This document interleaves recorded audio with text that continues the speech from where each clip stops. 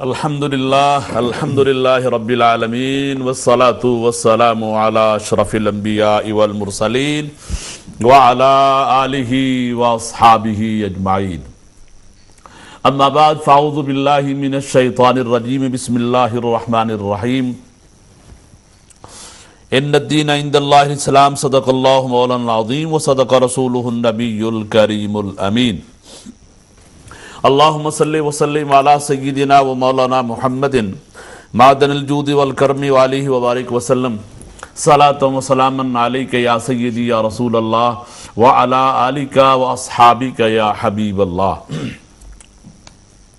اللہ تعالیٰ کی حمد و ثنا میرے اور آپ کے آقا امام الانبیاء احمد مجتبیٰ جناب محمد مصطفیٰ صلی اللہ تعالیٰ علیہ وسلم کی بارگاہ اقدس میں ہدیہ درود و سلام عرض کرنے کے بعد محترم ناظرین و سامعین السلام علیکم ورحمۃ اللہ وبرکاتہ۔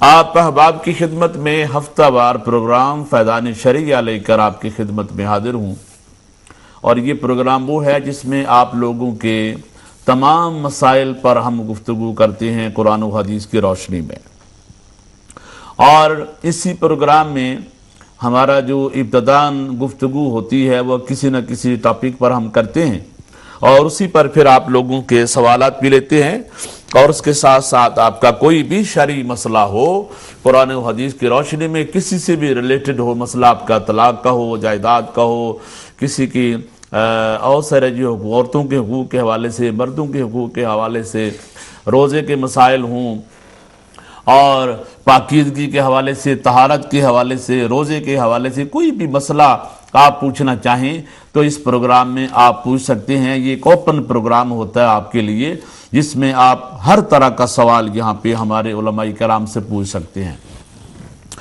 آج ہم نے جو شروع میں ٹاپک رکھنے ہیں، جس پر ہم نے بات کرنی ہے، وہ ہم نے لاسٹ منڈے سے، اس سے لاسٹ منڈے کو ہم نے پروگرام کیا تھا کہ the right of children in Islam, بچوں کے حقوق ہیں جو اسلام میں، ان کے بارے میں ہم نے پروگرام کیا تھا، اور ماشاءاللہ آپ حضرات نے بہت ہی اس پر رسپانس بھی کیا، کالز بھی کی، اس پروگرام میں شامل بھی ہوئے۔ تو آج بھی یہ پروگرام بڑا دلچسپ ہوگا آپ لوگوں کے لیے، جہاں ہم ماں باپ کے حقوق کے حوالے سے بات کرتے ہیں، عورتوں کے حقوق کے حوالے سے، مردوں کے حقوق کے حوالے سے، جہاں تک کہ اسلام میں جانوروں کے حقوق تک بھی بیان کیے گئے۔ تو ہم نے دیکھا کہ بچوں کے حوالے سے بہت کم اس چیز کو بیان کیا گیا، تو ہم نے الحمدللہ ہمارے پینل نے، علماء کرام نے اس پر گفتگو فرمائی 2 ویک پہلے، تو اسی کو ہی ہم آج کنٹینیو کریں گے کہ اسلام میں جو بچوں کے شرعی حقوق ہیں ان کی اسلام میں کیا حیثیت ہے، اور نبی کریم صلی اللہ تعالیٰ علیہ وسلم کی حدیث کی روشنی میں، قرآن کی روشنی میں آپ لوگوں نے اس دن یہ گفتگو سماعت فرمائی۔ آج ہم اس سے مزید اور آگے بڑھیں گے کہ اسلام میں بچی کو اور بچے کو کتنی تعلیم دینی چاہیے، کتنا ان کو پڑھانا چاہیے، پھر ان کے جو استاد کا انتخاب ہے وہ کیسا ہونا چاہیے، اور استاد جو انتخاب کرنے والے لوگ ہیں وہ کیسے ہونے چاہیے، ان کی کیا حیثیت ہے۔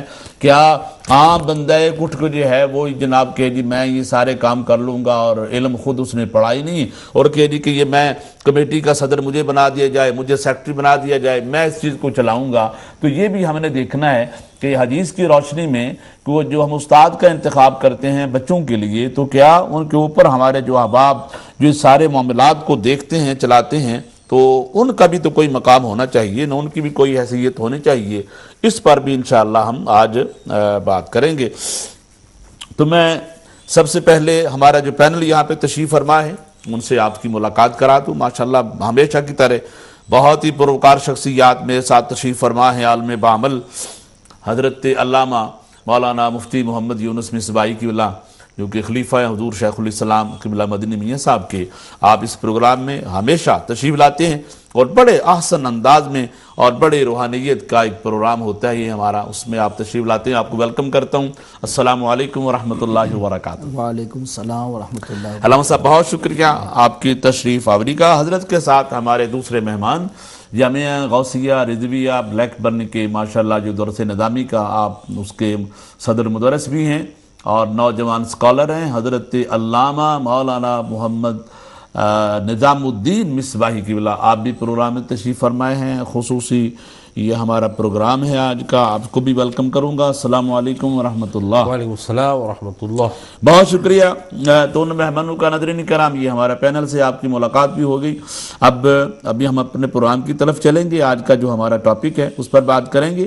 اور ہمارے جو کالر حضرات ہیں میں ان سے گزارش کروں گا کہ جب تک دونوں حضرات کی گفتگو پہلی مکمل نہ ہو جائے تو کال کا سلسلہ ذرا آپ تھوڑا سٹاپ کریں گے، تاکہ ہمارا جو پہلا سیشن ہوتا ہے اس میں جس ٹاپک پہ ہم نے بات کرنی ہوتی ہے ہم چاہتے ہیں کہ اس کو توجہ کے ساتھ آپ کو سنا دیں، پھر اس کے بعد اسی پر آپ لوگ جو ہے وہ سوالات بھی انشاءاللہ ہم لیں گے. میں علامہ مصباحی صاحب کی طرف چلتا ہوں اور آپ سے گزارش کروں گا کہ نبی کریم صلی اللہ علیہ وسلم نے بچوں کی تربیت کے حوالے سے، اولاد کی تربیت کے حوالے سے جو ماں باپ کی ذمہ داریاں ہیں اسلام میں، اس کے حوالے سے بھی آپ گفتگو فرمائیں گے کہ صرف بچوں کو پیدا کر دینا، ان کو کپڑے اچھے دے دینا، ان کو کھانا اچھا کھلا دینا، یہ کیا ماں باپ کی ذمہ داری بس یہاں تک ہے، آگے کچھ نہیں ہے؟ اس پر بھی آپ گفتگو فرمائیں گے کہ بچوں کی تربیت کے حوالے سے کیا قیامت کے دن والدین سے اس کے بارے میں کوئی سوال کیا جائے گا، پوچھا جائے گا؟ اس پر بھی انشاءاللہ حضرت گفتگو فرماتے ہیں. اس کے بعد انشاءاللہ سلسلہ کلام پھر ہم آگے بڑھائیں گے. جی بسم اللہ الرحمن الرحیم. نحمدہ ونصلی علی رسولہ الکریم وعلی آلہ واصحابہ اجمعین. اما بعد فاعوذ باللہ من الشیطان الرجیم. بسم اللہ الرحمن الرحیم. رب اجعلنی مقیم الصلاۃ ومن ذریتی ربنا وتقبل دعا. صدق اللہ مولانا العظیم. خالد صاحب قبلہ میں آپ کا شکر گزار ہوں اور امہ چینل کے منتظمین کا کہ آپ نے مجھے فیضان شریعت پروگرام میں مدعو کیا، معروضات پیش کرنے کا موقع عنایت کیا. اللہ تعالیٰ مجھے حق کہنے، سب کو حق سننے، اس پر عمل کی توفیق عطا فرمائے. قرآن پاک میں اللہ تبارک و تعالی نے جی کچھ نبیوں کی دعاؤں کا ذکر فرمایا ہے، سبحان اللہ، اور کچھ ولیوں کی دعاؤں کا ذکر فرمایا ہے. بے شک. اور وہ اولاد ہی سے متعلق ہے. جی اسے سمجھا جا سکتا ہے کہ ایک اولاد کے سلسلے میں ماں باپ کا رویہ کیا ہونا چاہیے. سبحان اللہ. حضرت ابراہیم علیہ السلام کی یہاں اولاد نہیں تھی تو آپ نے رب تبارک و تعالیٰ کی بارگاہ میں یہ دعا کی کہ رب حبلی من الصالحین. سبحان اللہ. یا اللہ تو صالحین میں سے اولاد مجھے عطا فرما. اللہ اکبر، اللہ اکبر. تو یہ دعا اس بات کی دلیل ہے کہ صرف اولاد نہ مانگی جائے بلکہ صالح اولاد مانگی اولاد جائے. کی دعا جو ہے کہ صالح اولاد دنیا میں بھی آپ کے لیے آنکھوں کی ٹھنڈک بنتی ہے اور دنیا سے جانے کے بعد آپ کے لیے صدقہ جاریہ بنتی ہے. حضور پاک صلی اللہ علیہ وسلم کا خود فرمان ہے صدقہ جاریہ کے سلسلے میں کہ نیک اولاد ماں باپ کے لیے صدقہ جاریہ ہوتی ہے. بے شک بے شک. تو دنیا میں آپ کی آنکھوں کی ٹھنڈک بنے گی، مرنے کے بعد آپ کے لیے ایصال ثواب کرے گی، یا اس کے خود نیک اعمال جو ہوں گے وہ آپ کے لیے صدقہ جاریہ بن جائیں گے. سبحان. تو یہ پہلا حق ہے کہ صرف اولاد نہ مانگی جائے بلکہ نیک اولاد اولاد کی تمنا. ٹھیک ٹھیک. اولاد بہترین چیز ہے، اس کا انکار نہیں کیا جا سکتا کہ پوری دنیا جو چل رہی ہے وہ سبھی آنے والے وہ پہلے اولاد ہی میں تھے اور بعد میں وہ خود والدین بنے ہیں. اس طریقے سے دنیا کا یہ سلسلہ چلا ہے. اگر اولاد کا سلسلہ نہ ہو تو دنیا میں انسانوں کا سلسلہ بھی بند ہو جائے. تو گویا اولاد کا آنا یہ دنیا میں انسانی سلسلے کو آگے بڑھانا ہے اور انسان اسی سے چلتے ہیں. تو اس سے آپ اس اہمیت کو سمجھ سکتے ہیں. نبی نے مانگ کی، یہ اس بات کی دلیل ہے کہ اولاد بھی ماں باپ کے لیے ایک بہت بڑا سرمایہ بن سکتی ہے اگر وہ نیکوکار ہو جائے. اس لیے نبیوں نے اللہ کی بارگاہ میں اگر نہیں ملی تو انہوں نے مانگ کی کہ اللہ ہمیں اولاد عطا فرما. اولاد کے مل جانے کے بعد میں اس کے لیے کیا خواہش ہونی چاہیے؟ تو نیک اعمال اس پہ لانا اور نیک عمل پر وہ رہ جائیں اس کے لیے دعا کرنا. یہ بھی انبیاء نے ہمیں سکھایا ہے. جیسے حضرت ابراہیم علیہ السلام کو جب دونوں بیٹے مل گئے تو انہوں نے کیا الحمدللہ الذی وہب لی علی الکبر اسماعیل و اسحاق ان ربی لسمیع الدعاء. تو آپ نے اسماعیل اور اسحاق پر پہلے تو آپ نے شکریہ ادا کیا، اس کے بعد کیا فرماتے ہیں؟ واہ، رب اجعلنی مقیم سبحان الصلاۃ اللہ، سبحان ومن اللہ، ذریتی ربنا وتقبل دعا. جی جی، اے اللہ رب اجعلنی مقیم الصلاۃ، مجھے بھی نماز کا قائم کرنے والا بنا، ومن اور ذریتی، میری اولاد کو بھی. میری اولاد کو بھی نماز کا قائم کرنے سبحان والا اللہ، بنا. سبحان اللہ.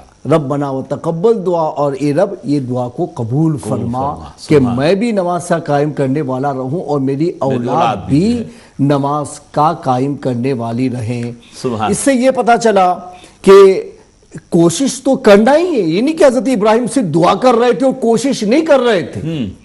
کوشش ان کی تھی، انہوں نے نماز بھی سکھائی، وہ تو نبی تھے. جی جی. مگر ہمیں یہ احساس دلایا جا رہا ہے انہوں نے کوشش کی اپنے بچوں کے پیچھے، اور اس کے بعد رب سے بھی مانگ کر رہے ہیں کہ دنیا ہے کہ حضرت نوح علیہ السلام کا بیٹا یہ دیندار نہیں رہا، پرہیزگار نہیں بنا، بعد میں وہ آپ پر ایمان بھی نہیں لایا، تو اللہ نے کیا فرما دیا کہ وہ آپ کے اولاد میں سے انہو لیس من اہلک، لیس من اہلک، وہ آپ کے اہل میں سے نہیں ہے، چونکہ اس کے اخلاق اچھے نہیں ہیں. تو ایک جگہ پر نبی کی اولاد کو نبی بنایا جا رہا ہے، اور ایک جانب نبی کی دعائیں ان اولاد کے حق میں بتائی جا رہی ہیں، اور دوسرے جانب نبی کی اولاد میں سے کچھ ہیں کہ وہ ایمان نہیں لائے ہیں، تو ان سے کہا گیا کہ وہ آپ کی اہل ہی نہیں ہے، وہ آپ کے اہل ہونے سے ہی نکل گئے ہیں. یہ دلیل اس بات کی ہے کہ اگر انبیاء اپنی اولاد پر توجہ نہ دیں پھر بھی یہ خطرہ لاحق ہو سکتا ہے. اور کبھی کبھی ہوتا ہے کہ بھئی جب یہ کوئی اعتراض کرے کہ کیا نوح علیہ السلام نے اپنے بیٹے پر توجہ نہیں کی تھی؟ تو توجہ کی تھی، مگر کبھی کبھی کوئی آدمی ازلی کافر ہوتا ہے جو اللہ کو معلوم ہوتا ہے کہ اس کے پیچھے کوششیں آپ کی رائیگاں چلی جاتی ہیں، آپ کر سکتے ہیں، آپ کو اس کا اجر مل جائے گا، لیکن اس کے حق میں کوشش رائیگاں ہوتی ہے کہ وہ ایمان لانے والا نہیں، چونکہ وہ ازلی کافر ہوتا ہے. جی حضرت قطع کلامی آپ یہاں پہ ضمن بات ہے کہ میں نے کسی عالم دین سے پوچھا تھا کہ یہ کیا وجہ بنی کہ نوح علیہ السلام کا بیٹا، پیغمبر کا بیٹا، وہ آپ کو نبوت کو ایمان بھی لائے، وجہ کیا ہے؟ تو انہوں نے یہ کہا کہ وہ جو جس بیوی سے وہ بیٹا تھا وہ جناب نوح علیہ السلام کی گستاخ بیوی تھی، آپ کا احترام نہیں کرتی تھی، اس وجہ سے وہ جو ہے اس طرح نالائق اولاد پیدا ہوئی. اس کا بھی وجہ ہے جناب؟ دیکھیے والد یا اولاد کے نیک اور صالح ہونے میں ماں کا جو کردار پہلے ہے نا، کفر کافر کے ساتھ میں نکاح حرام نہیں تھا، اس وجہ سے قرآن پاک میں اچھا 28ویں سپارے میں جی جی یہ ان عورتوں کا ذکر بھی، بلکہ 22ویں سپارے میں ان عورتوں کا ذکر کیا گیا ہے کہ جنہوں نے نبیوں پر وہ ایمان نہیں لائی لیکن نبیوں کی وہ بیویاں تھیں. جی ٹھیک. تو اس کا ذکر قرآن پاک میں آیا ہے، تو کبھی کبھی اس کی وجہ سے بھی ہو سکتا ہے، لیکن یہ کہ بھئی ہمارے اسلام میں تو پھر کافر و مشرکین کے ساتھ نکاح ہی حرام کر دیا گیا. پہلے حرام نہیں تھا، کہ پہلے سے وہ اخلاق کی پاکیزگی دیکھی جاتی تھی مگر عقائد میں نہیں دیکھی جاتی تھی. یہ بھی ایک ریزن ہو سکتا ہے، لیکن ہمیں اس سے یعنی یہ سمجھ لو کہ بھئی ہمیں سبق سکھانے کے لیے کہ انبیاء کے بچے اگر وہ بد اخلاقوں کے ساتھ یا غیر مسلمین کی صحبت میں رہے تو اس کی وجہ سے ان کے بھی اخلاق خراب ہو گئے اور ایمان سے وہ چلے گئے. یہ ہمیں آگاہ کیا جا رہا ہے کہ تم بھی اگر اپنے بچوں کی کیئر نہ کرو گے، ان کی حفاظت نہ کرو گے، ان کے دوستانے پر نظر نہ رکھو گے تو تمہارے بچے بھی تمہارے ہاتھوں سے نکل سکتے ہیں. جب ہاتھوں سے نکل جائیں گے وہ تو ہلاک ہو جائیں گے مگر وہ تمہاری اہل بھی نہیں ہے، تو اس کی وجہ سے تمہیں آخرت میں کوئی فائدہ بھی نہیں ملنے والا ہے. گویا اولاد ہوتے ہوئے بھی وہ آدمی ابتر ہو جاتا ہے کہ جس کی اولاد دین پہ نہیں ہوتی ہے، کہ اس کی وجہ سے کوئی فائدہ آخرت میں ملنے والا نہیں ہے. تو اولاد تو اس لیے لاتے کہ بھئی دنیا میں بھی اب وہ ہمارے لیے مفید بن جائے تو مرنے کے بعد آخرت میں بھی ہمارے لیے مفید بن جائے. تو یہ نصیحتیں جو قرآن کی ہیں وہ ہمیں ان باتوں کی طرف غمازی کر رہی ہیں. اس طریقے سے یہ نبی کی دعا کا ذکر بھی آیا ہے، وَأَصْلِحْ لِي فِي ذُرِّيَّتِي إِنِّي تُبْتُ إِلَيْكَ وَإِنِّي مِنَ الْمُسْلِمِينَ. وَأَصْلِحْ لِي فِي ذُرِّيَّتِي، میرے لیے میری اولاد میں اصلاح کر دے. اللہ سے دعا کی مانگی جائے میری اولاد کی اصلاح فرما دے. تو یہ دعا بھی نبی کی ہے. یہ بھی اس بات کی طرف اشارہ ہے کہ کوشش کرو، لیکن ہر کوشش کامیابی تک پہنچ جائے ضروری نہیں. انسان صرف کوشش کر سکتا ہے، کامیابی سے ہمکنار ہو جانا اس کا اپنا عمل نہیں ہے. ہمارا عمل صرف صحیح ہے اور کامیابی تک پہنچانا یہ اللہ کا فیضان ہوتا ہے، اللہ کی عطا ہوتی ہے۔ تو کامیابی تک پہنچنے کے لیے دعاؤں کا سہارا لیا جاتا ہے۔ اپنی کوششیں چالو رکھو، پھر رب سے مانگ بھی کرو کہ میرے مولا مجھ سے جو بن سکا میں نے اس کے حق میں کوششیں کی ہے، اور اب آگے جو ہے وہ کامیابی تک تو انہیں پہنچا۔ تو وَأَصْلِحْ لِي فِي ذُرِّيَّتِي إِنِّي تُبْتُ إِلَيْكَ وَإِنِّي مِنَ الْمُسْلِمِينَ۔ یہاں بھی نبیوں کی دعا کے ذریعے سے ہمیں اس بات کی طرف اشارہ کیا گیا ہے کہ بچے از خود دین پر نہیں آ جاتے، اس کے لیے بڑی کوششیں کرنی پڑتی ہے، اور کوششوں کے بعد رب کی بارگاہ میں التجائیں بھی کرنی پڑتی ہیں۔ یہ انبیاء کی دعاؤں سے یعنی تھا کہ جس میں بچوں کی طرف اشارہ کیا گیا۔ ولیوں کی دعا میں آپ کو بتاؤں تو وَعِبَادُ الرَّحْمَنِ الَّذِينَ يَمْشُونَ عَلَى الْأَرْضِ، وہاں سے اللہ نے اولیاء کے اوصاف بیان فرمائے کہ جو رحمان کے بندے ان کے اوصاف کیسے ہوتے ہیں۔ تو ان رحمان کے بندوں کی دعائیں کیا ہوتی ہیں؟ تو وہ کیا کہتے ہیں؟ وَالَّذِينَ يَقُولُونَ رَبَّنَا هَبْ لَنَا مِنْ أَزْوَاجِنَا وَذُرِّيَّاتِنَا قُرَّةَ أَعْيُنٍ وَاجْعَلْنَا لِلْمُتَّقِينَ إِمَامًا۔ سبحان اللہ۔ جو الرحمان کے بندے ہیں وہ رب کی بارگاہ میں یہ دعائیں کرتے، والذین یقولون، وہ کہتے ہیں ربنا ہب لنا، اے اللہ ہمیں عطا فرما، من ازواجنا و ذریاتنا، ہماری بیویوں کی طرف سے اور ہمارے بچوں کی طرف سے، قرۃ اعین، آنکھوں کی ٹھنڈک عطا فرما، وجعلنا للمتقین اماما، اور ہمیں متقیوں کا امام بنا۔ امام کے معنی پیشوا، جی جی، اور متقین جماعت، یعنی میرے گھر میں جو میری بیوی ہے اور بیوی کے ذریعے اللہ تو نے جو مجھے بچے عطا فرمائے ہیں اور میرے گھر کو ایک جماعت بنا دیا ہے، اور پوری جماعت کو تو متقی بنا دے تاکہ میں متقیوں کا پیشوا کہلاؤں۔ سبحان، میرے گھر کو متقی بنا دے تاکہ میں متقیوں کا پیشوا کہلاؤں۔ اہل اللہ کی دعائیں کیا ہوتی تھی رب کی بارگاہ میں؟ قرآن مجید نے اس کو مینشن کیا ہے۔ اس سے آپ اندازہ لگاؤ کہ وہ توجہ بھی کرتے تھے، بچوں کے اوپر دھیان بھی رکھتے تھے، ان کے لیے پوری کوششیں کرتے تھے، اور اس کے باوجود آگے بڑھ کے وہ سمجھتے تھے کہ کوشش ہماری ہے مگر کامیابی تک پہنچانے کا کام اللہ کا ہوتا ہے، تو کامیابی تک پہنچنے کے لیے اللہ کی بارگاہ میں الگ سے دعائیں بھی کرتے تھے۔ تو ہم لوگوں کو اپنی اولاد کو صرف یہ نہیں سمجھنا چاہے بس دنیا میں آ گئی تو اس کا مستقبل، ارے دنیا میں مستقبل کو لوگ دنیا کے تابناک بنانے کو مستقبل سمجھتے ہیں، حالانکہ دنیا کچھ نہیں، دنیا ایک ضرورت ہے۔ اس کو صرف اتنا سمجھو کہ ایک آدمی ٹوائلٹ میں جا رہا ہے، ٹوائلٹ میں جانا یہ اس کی ضرورت ہے، اس کا مقصد نہیں ہے۔ صحیح، اس کا مقصد وہ نہیں ہے پیشاب پاخانہ، وہ تو ایک اس کی ضرورت ہے۔ صحیح، اس کا مقصد دوسرا ہے، مقصد ہمارا آخرت ہے، مقصد ہمارا دین ہے، مقصد ہمارا دین و مذہب میں کامیاب ہونا ہے۔ تو جو ہمارا مقصد ہے تو اس مقصد میں ہمیں توجہ کرنی چاہیے، بجائے اس کے مستقبل کا معنی ہم دنیا لے رہے ہیں، اور دنیا کا تعلق کھانے پینے اور رہنے سہنے سے ہے، جو ضرورت ہے مقصد ہے ہی نہیں۔ آج پوری دنیا صرف ضرورت کی طرف توجہ کر رہی ہے اور اسے اپنے لیے کامیابی سمجھ رہی ہے۔ اسلام کہتا ہے دنیا صرف ضرورت ہے، وہ تمہارا مقصد ہے ہی نہیں، مقصد تمہاری آخرت ہے۔ اگر تمہارے پاس شعور ہو تو اپنی آخرت کو کامیاب بنانے کی کوشش کرو، اگر تمہارے پاس شعور ہے تو اپنی اولاد کو کامیاب بنانے کی کوشش کرو تاکہ ان کی دنیا ضرورتوں سے سنور جائے اور آخرت مقصد پر عمل کرنے سے سنور جائے، جس کو قرآن نے واضح الفاظ میں کہا، قو انفسکم و اہلیکم نارا، تم خود کو اور اپنی اولاد کو جہنم سے بچاؤ۔ یہ جہنم کیوں کہا گیا؟ کہ جہنم سے بچانے والا یقیناً اس کو جنت میں پہنچانے کا ہی عمل کرے گا۔ اس میں کہ اپوزٹ ہے نا، جہنم نہیں ہے تو جنت ہے۔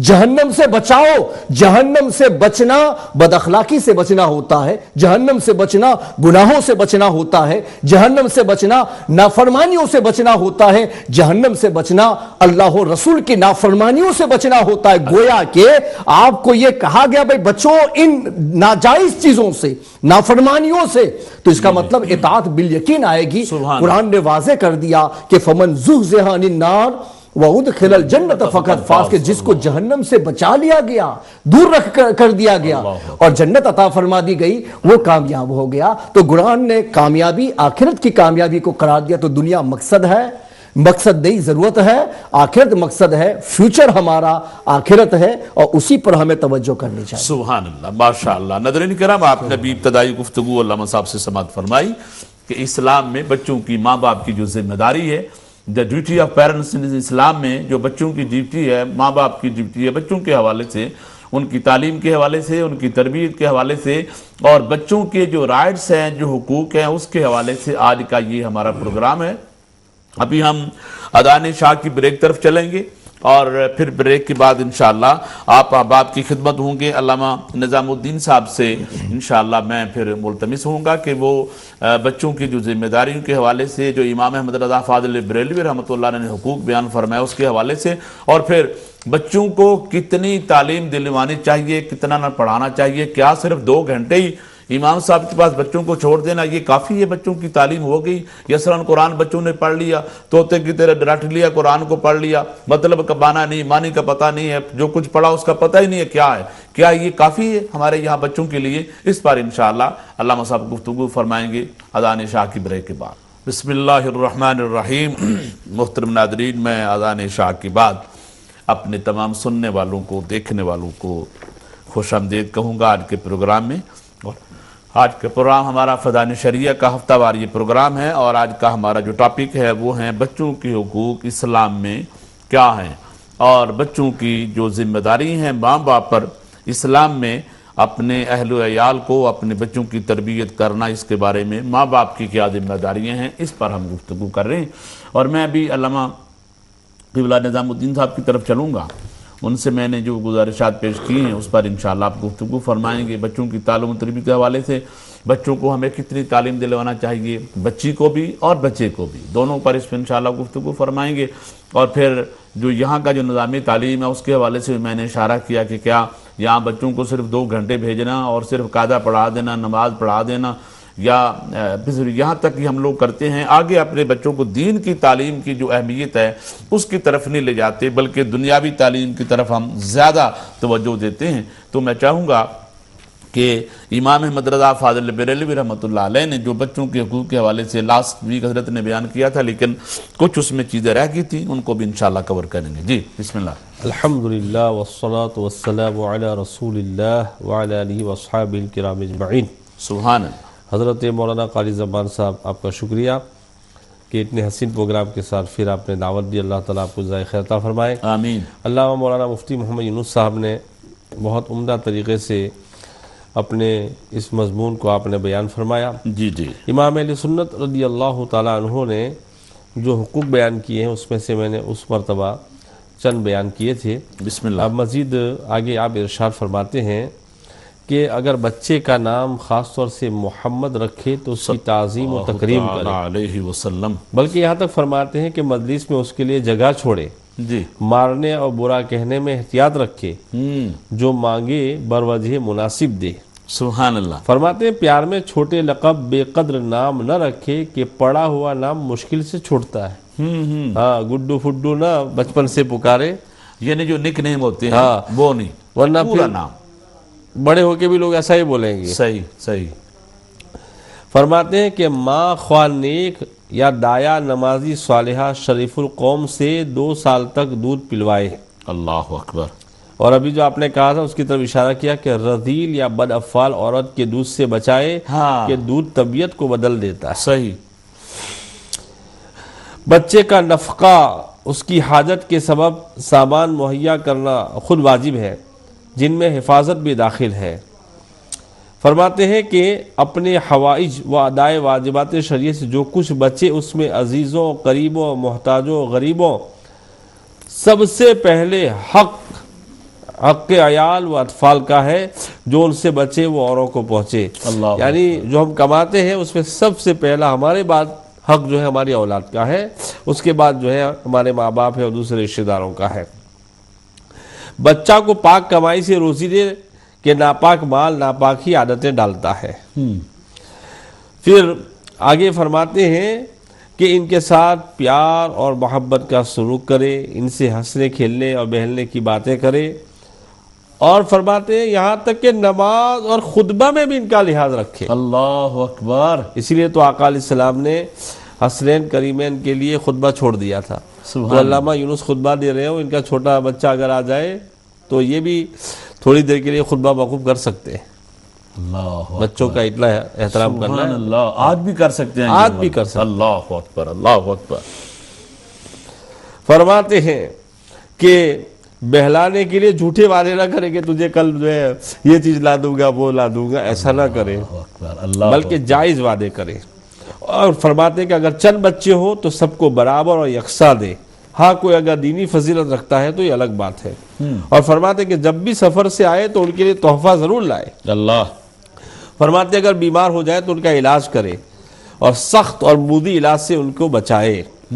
اب آتا ہے، فرماتے ہیں کہ جب زبان کھلے تو وہی اللہ اللہ سکھائے یا پورا کلمہ لا الہ الا اللہ سکھائے۔ ہمارے گجراتی لوگ جو ہے لا الہ سکھاتے ہیں، جی، لا الہ کا مطلب تو کوئی خدا نہیں۔ ہماری قوم میں جو پرانے انڈیا پاکستان نے انڈیا سے آئے خواتین ہیں، وہ خاص طور سے لا الہ پڑھو، لا الہ، یہ کیا لا الہ کیا؟ لائلہ بی بی لا الہ بھی نام رکھا ہے پوچھیے۔ ایسے نام رکھتے رہتے ہیں۔ تو اسی لیے نورانی بابا رحمۃ اللہ علیہ نے ہمارے معاشرے سے یہ بات ختم کرنے کے لیے کہا الا اللہ کہو، سمجھ رہے ہیں؟ تو یہ بھی اچھی بات ہے، اور اگر بچہ اور نہیں بول سکتا ہے تو کم از کم اللہ اللہ ہی بہتر ہے کہ اس کو پورا کلمہ سکھایا جائے، یعنی چھوٹا ہے تو پورا کلمہ نہیں سیکھتا، کم از کم اللہ اللہ ہی کہے۔ اس پر حضور کی حدیث بھی مبارک بھی ہے کہ جو بچہ کلمہ جب وہ اس کی زبان ہاں سے کھلے تو اللہ کلمہ جب پڑھے تو اس کے ماں باپ کو کتنا اجر ملتا ہے؟ وہ تو اجر تو مجھے یاد نہیں ہے ابھی، لیکن ظاہر سی بات ہے کہ وہ میں نے جو سنا تھا آپ جیسے علماء سے کہ فرمایا کہ جب بچہ کلمہ پورا پڑھتا ہے تو اس کے ماں باپ کے گناہ بخش دیے جاتے ہیں کہ انہوں نے اپنے بچے کو اللہ اور اس کے رسول کے نام کی تعلیم دی۔ ہاں وہ امام رازی رحمۃ اللہ علیہ نے بسم اللہ کی فضیلت میں ایک حدیث وہ روایت لکھی ہے کہ وہ بچہ پیدا ہوا جب بسم اللہ پڑھی تو اللہ نے اس کو بخش دیا تھا۔ جی پھر آگے فرماتے ہیں کہ جب تمیز آئے تو ادب سکھائے، کھانے کا ادب سکھائے، پینے کا، ہنسنے بولنے اٹھنے بیٹھنے چلنے پھرنے، یہاں تک کہ حیا، یہ بزرگوں کی تعظیم، ماں باپ، استاذ، اور اگر بیٹی ہے تو شوہر کی بھی اطاعت کے آداب ماں باپ خود سکھائے۔ بہت اچھے، بہت اچھے۔ پھر فرماتے ہیں کہ قرآن مجید پڑھائے۔ استاذ کیسا ہونا چاہیے؟ تو فرماتے ہیں کہ استاذ نیک، صالح، متقی، صحیح العقیدہ، سبحان اللہ۔ بلکہ آپ نے فرمایا کہ سن رسیدہ کے سپرد کرے اور دختر کو نیک پارسا عورت سے پڑھوائے۔ معلوم ہوا کہ بد عقیدہ سے تو پڑھوانا ہی نہیں ہے۔ ہمارے لوگ کہتے ہیں قرآن ہی پڑھوانا ہے نا یار، سمجھ رہے ہیں؟ اکثر یہ ہو رہا ہے، اکثر ہو رہا ہے حضرت جی۔ اور تجوید کے نام پر اور دو چار جملے، اللہ صاحب سے پوچھو کہ انہوں نے کتنی محنت سے عربی پڑھی ہے۔ عربی بولنا آسان کام ہے، بہت سمجھے؟ پتہ نہیں ہمارے لوگ کیا سمجھتے ہیں کہ ایک جگہ عربی پڑھائی جاتی ہے، بس کیا حاضی حاضہ یہ سمجھے 5 دن میں سکھایا جا سکتا ہے۔ وہاں تو بچے عربی بولتے ہیں۔ میں نے کہا کہ میرے پاس لاؤ ذرا دیکھیں کیسی عربی بولتے ہیں، ہم نے اتنی محنت سے پڑھی عربی تو 1 گھنٹہ بولنا ہمارے لیے مشکل ہے، تو یہ کون سے عربی بولنا شروع کر دیا؟ تو یہ عربی کے نام پر اس طرح جو ہے نا ہمارے بچوں کو اپنے مدرسوں میں وہ گھسا رہے ہیں اور ماں باپ بھیج رہے ہیں، تو انہیں چاہیے کہ سنیوں کے پاس بھیجے پڑھنے کے لیے، بد عقیدہ سے نہ پڑھوائے۔ صحیح۔ تو اعلیٰ حضرت فرماتے ہیں، اور یہ اعلیٰ حضرت نے ویسے نہیں لکھ دیا، صحیح مسلم کا جو مقدمہ ہے اس میں یہ قول موجود ہے کہ غور کر لو تم اپنا دین کس سے لے رہے ہو، اور شمائل ترمذی میں بھی امام ترمذی نے اس کو روایت کیا ہے۔ صحیح صحیح۔ فرماتے ہیں کہ بعد ختم قرآن ہمیشہ تلاوت کی تاکید رکھے کہ بھائی قرآن پڑھتا رہے، عقائد اسلام و سنت سکھائے کہ لوح سادہ فطرت اسلامی و قبول حق پر مخلوق ہے، اس وقت کا بتایا پتھر کی لکیر ہوگا، بچپن سے ہی صحیح عقیدے۔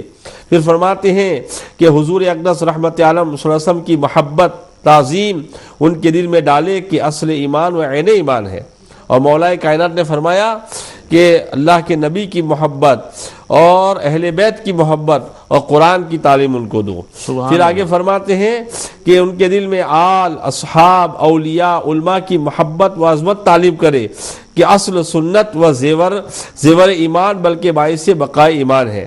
پھر فرماتے ہیں 60 برس کی عمر سے نماز کی زبانی تاکید شروع کر دے۔ سبحان اللہ۔ اب آگے کیا سکھائے، کورس بتا رہے ہیں اعلیٰ حضرت۔ ہر مکتب کا یہ کورس ہونا چاہیے، اور علامہ یونس کی صدارت میں ہم لوگوں نے کوشش کی ہے کہ ہم ایسا کورس بنائیں گے جو امام اہل سنت رضی اللہ چاہتے تھے، ماشاءاللہ، بہت جو آج ہمارے مدرسوں میں گارنٹی دیتا ہوں کہ یوکے کے کسی مدرسے میں نہیں پڑھایا جاتا ہے۔ اور آپ کہیں گے کیسے؟ آپ کہتے ہیں ابھی پڑھتا ہوں وضو تو سب پڑھاتے ہیں، غسل تو سب پڑھاتے ہیں، نماز تو سب پڑھاتے ہیں، روزہ سب پڑھاتے ہیں، آگے جو بتا رہا ہوں وہ نہیں پڑھاتے۔ توکل کہاں سکھایا رہا مدرسے؟ قناعت، زہد، اخلاص، تواضع، امانت، صدق، عدل، حیا، سلامت صدور، اگر یہ سکھایا جاتا نا کہ تمہارا سینہ، علامہ یونس ترقی کرے تو ان کے ٹانگ نہ کھینچوں میں، سینہ مومن کے سلسلے میں صاف ہونا چاہیے، یہ کہاں بچپن سے سکھایا جا رہا ہے۔ سلامت صدور و لسان، اپنی زبان بھی سلامت رہے مسلمانوں کے سلسلے میں۔ پھر فرماتے ہیں کہ حرص، طمع، حب دنیا، حب جاہ، ریا، عجب، تکبر، خیانت، کذب، ظلم، فحش، غیبت، حسد، کینہ وغیرہ ان برائیوں کے رذائل پڑھائے۔ آج ہمارے نصاب میں یہ چیزیں بالکل شامل نہیں، یہاں تک کہ درس نظامی میں بھی شامل نہیں ہے۔ صحیح، سمجھ رہے ہیں؟ بالکل صحیح۔ تو یہ ضروری ہے۔ اور فرماتے ہیں کہ پڑھانے سکھانے میں رفق اور نرمی ملحوظ رکھے، نرمی کے ساتھ پڑھائے، اور چونکہ کچھ حقوق وہ بیان فرمائے جو یہاں کے قانون اس کو سپورٹ نہیں کرتا ہے، لیکن ہم بیان کر دیتے ہیں۔ فرماتے ہیں کہ موقع پر چشم نمائی، تنبیہ، تحدید کرے، مگر کوسنا نہ دے کہ اس کا کوسنا ان کے لیے سبب اصلاح نہ ہوگا بلکہ اور زیادہ فساد برپا ہوگا۔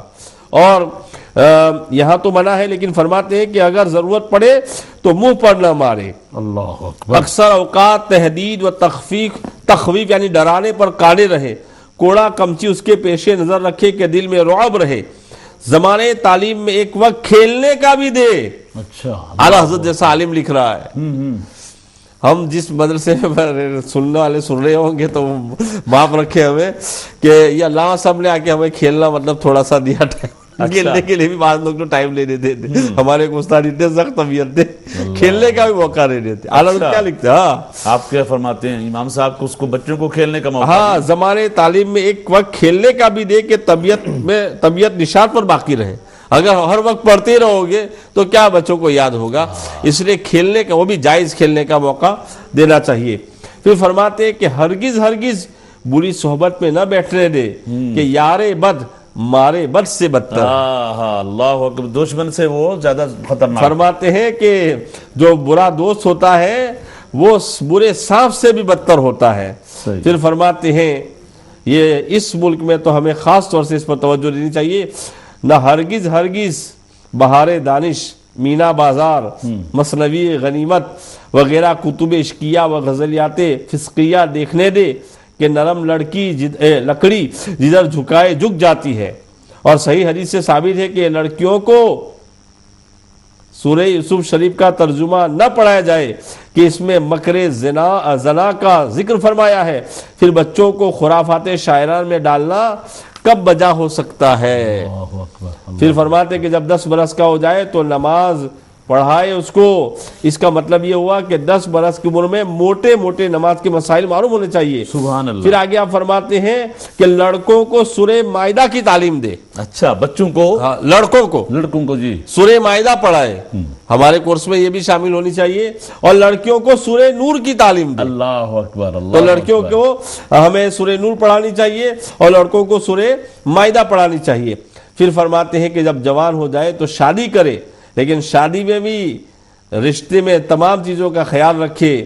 یعنی آپ فرماتے ہیں کہ پہلی چیز عقیدہ ہے، کسی بد مذہب سے اپنے لڑکے یا لڑکی کا نکاح نہ کرے، فاسق و فاجر سے بھی نہ کرے۔ لیکن آج کل تو حالات ہی بگڑ گئے ہیں۔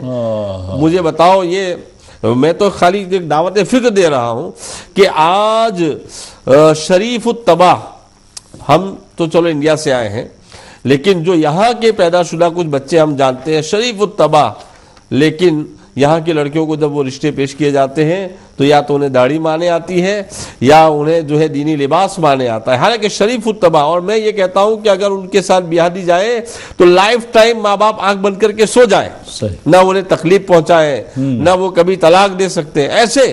مگر آج ایسا رشتہ نہ چاہیے، رشتہ کیسا چاہیے کہ انہیں بالکل ماڈرن چاہیے، سمجھ رہے ہیں، ان کے سارے حالات ماڈرن ہونے چاہیے۔ یہ سب چیزیں ہیں، جب یہ معیار بن گیا ہے تو پھر فساد برپا نہیں ہوگا تو کیا ہوگا؟ پھر میں پوری کر رہا ہوں اپنی بات۔ اعلیٰ حضرت رضی اللہ تعالیٰ فرماتے ہیں کہ میراث سے انہیں محروم نہ کرے، جیسا کہ پچھلی مرتبہ ہم نے اس پر بیان کیا تھا۔ اب آپ فرماتے ہیں کہ لڑکوں کو سپہ گری بھی سکھائے، لیکن یہاں کیسے سکھا سکتے ہیں؟ تیرنا بھی سکھائے، یعنی جو سوئمنگ کرتے ہیں، اگر جائز طور پر بچے سوئمنگ کے لیے جاتے ہیں تو اس میں کوئی حرج نہیں ہے۔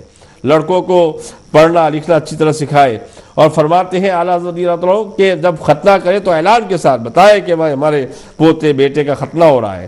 اب خاص لڑکیوں کے حقوق بیان فرما رہے ہیں۔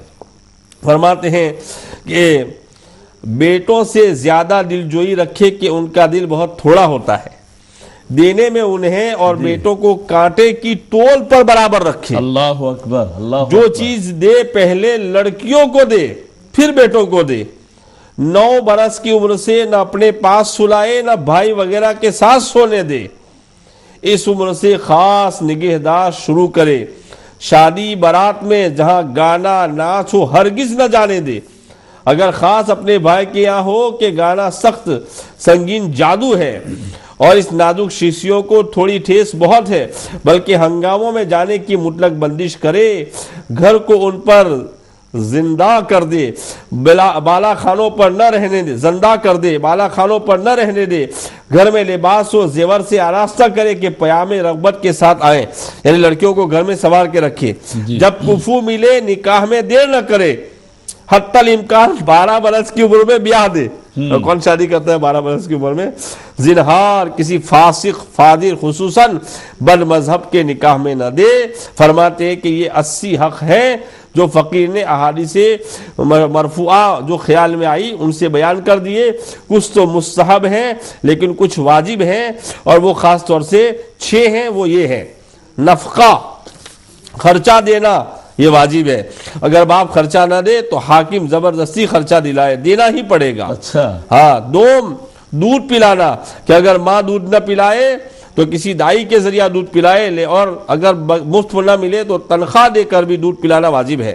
حضانت، کہ لڑکا 7 برس لڑکی 9 برس کی عمر تک، لڑکا 7 برس اور لڑکی 9 برس کی عمر تک جن عورتوں مثلا ماں، نانی، دادی ہیں، خالہ، پھوپھو کے پاس رکھے جائیں گے، اگر ان میں کوئی بے تنخواہ نہ مانے اور بچہ فقیر اور باپ غنی ہے تو جبراً تنخواہ دلائی جائے۔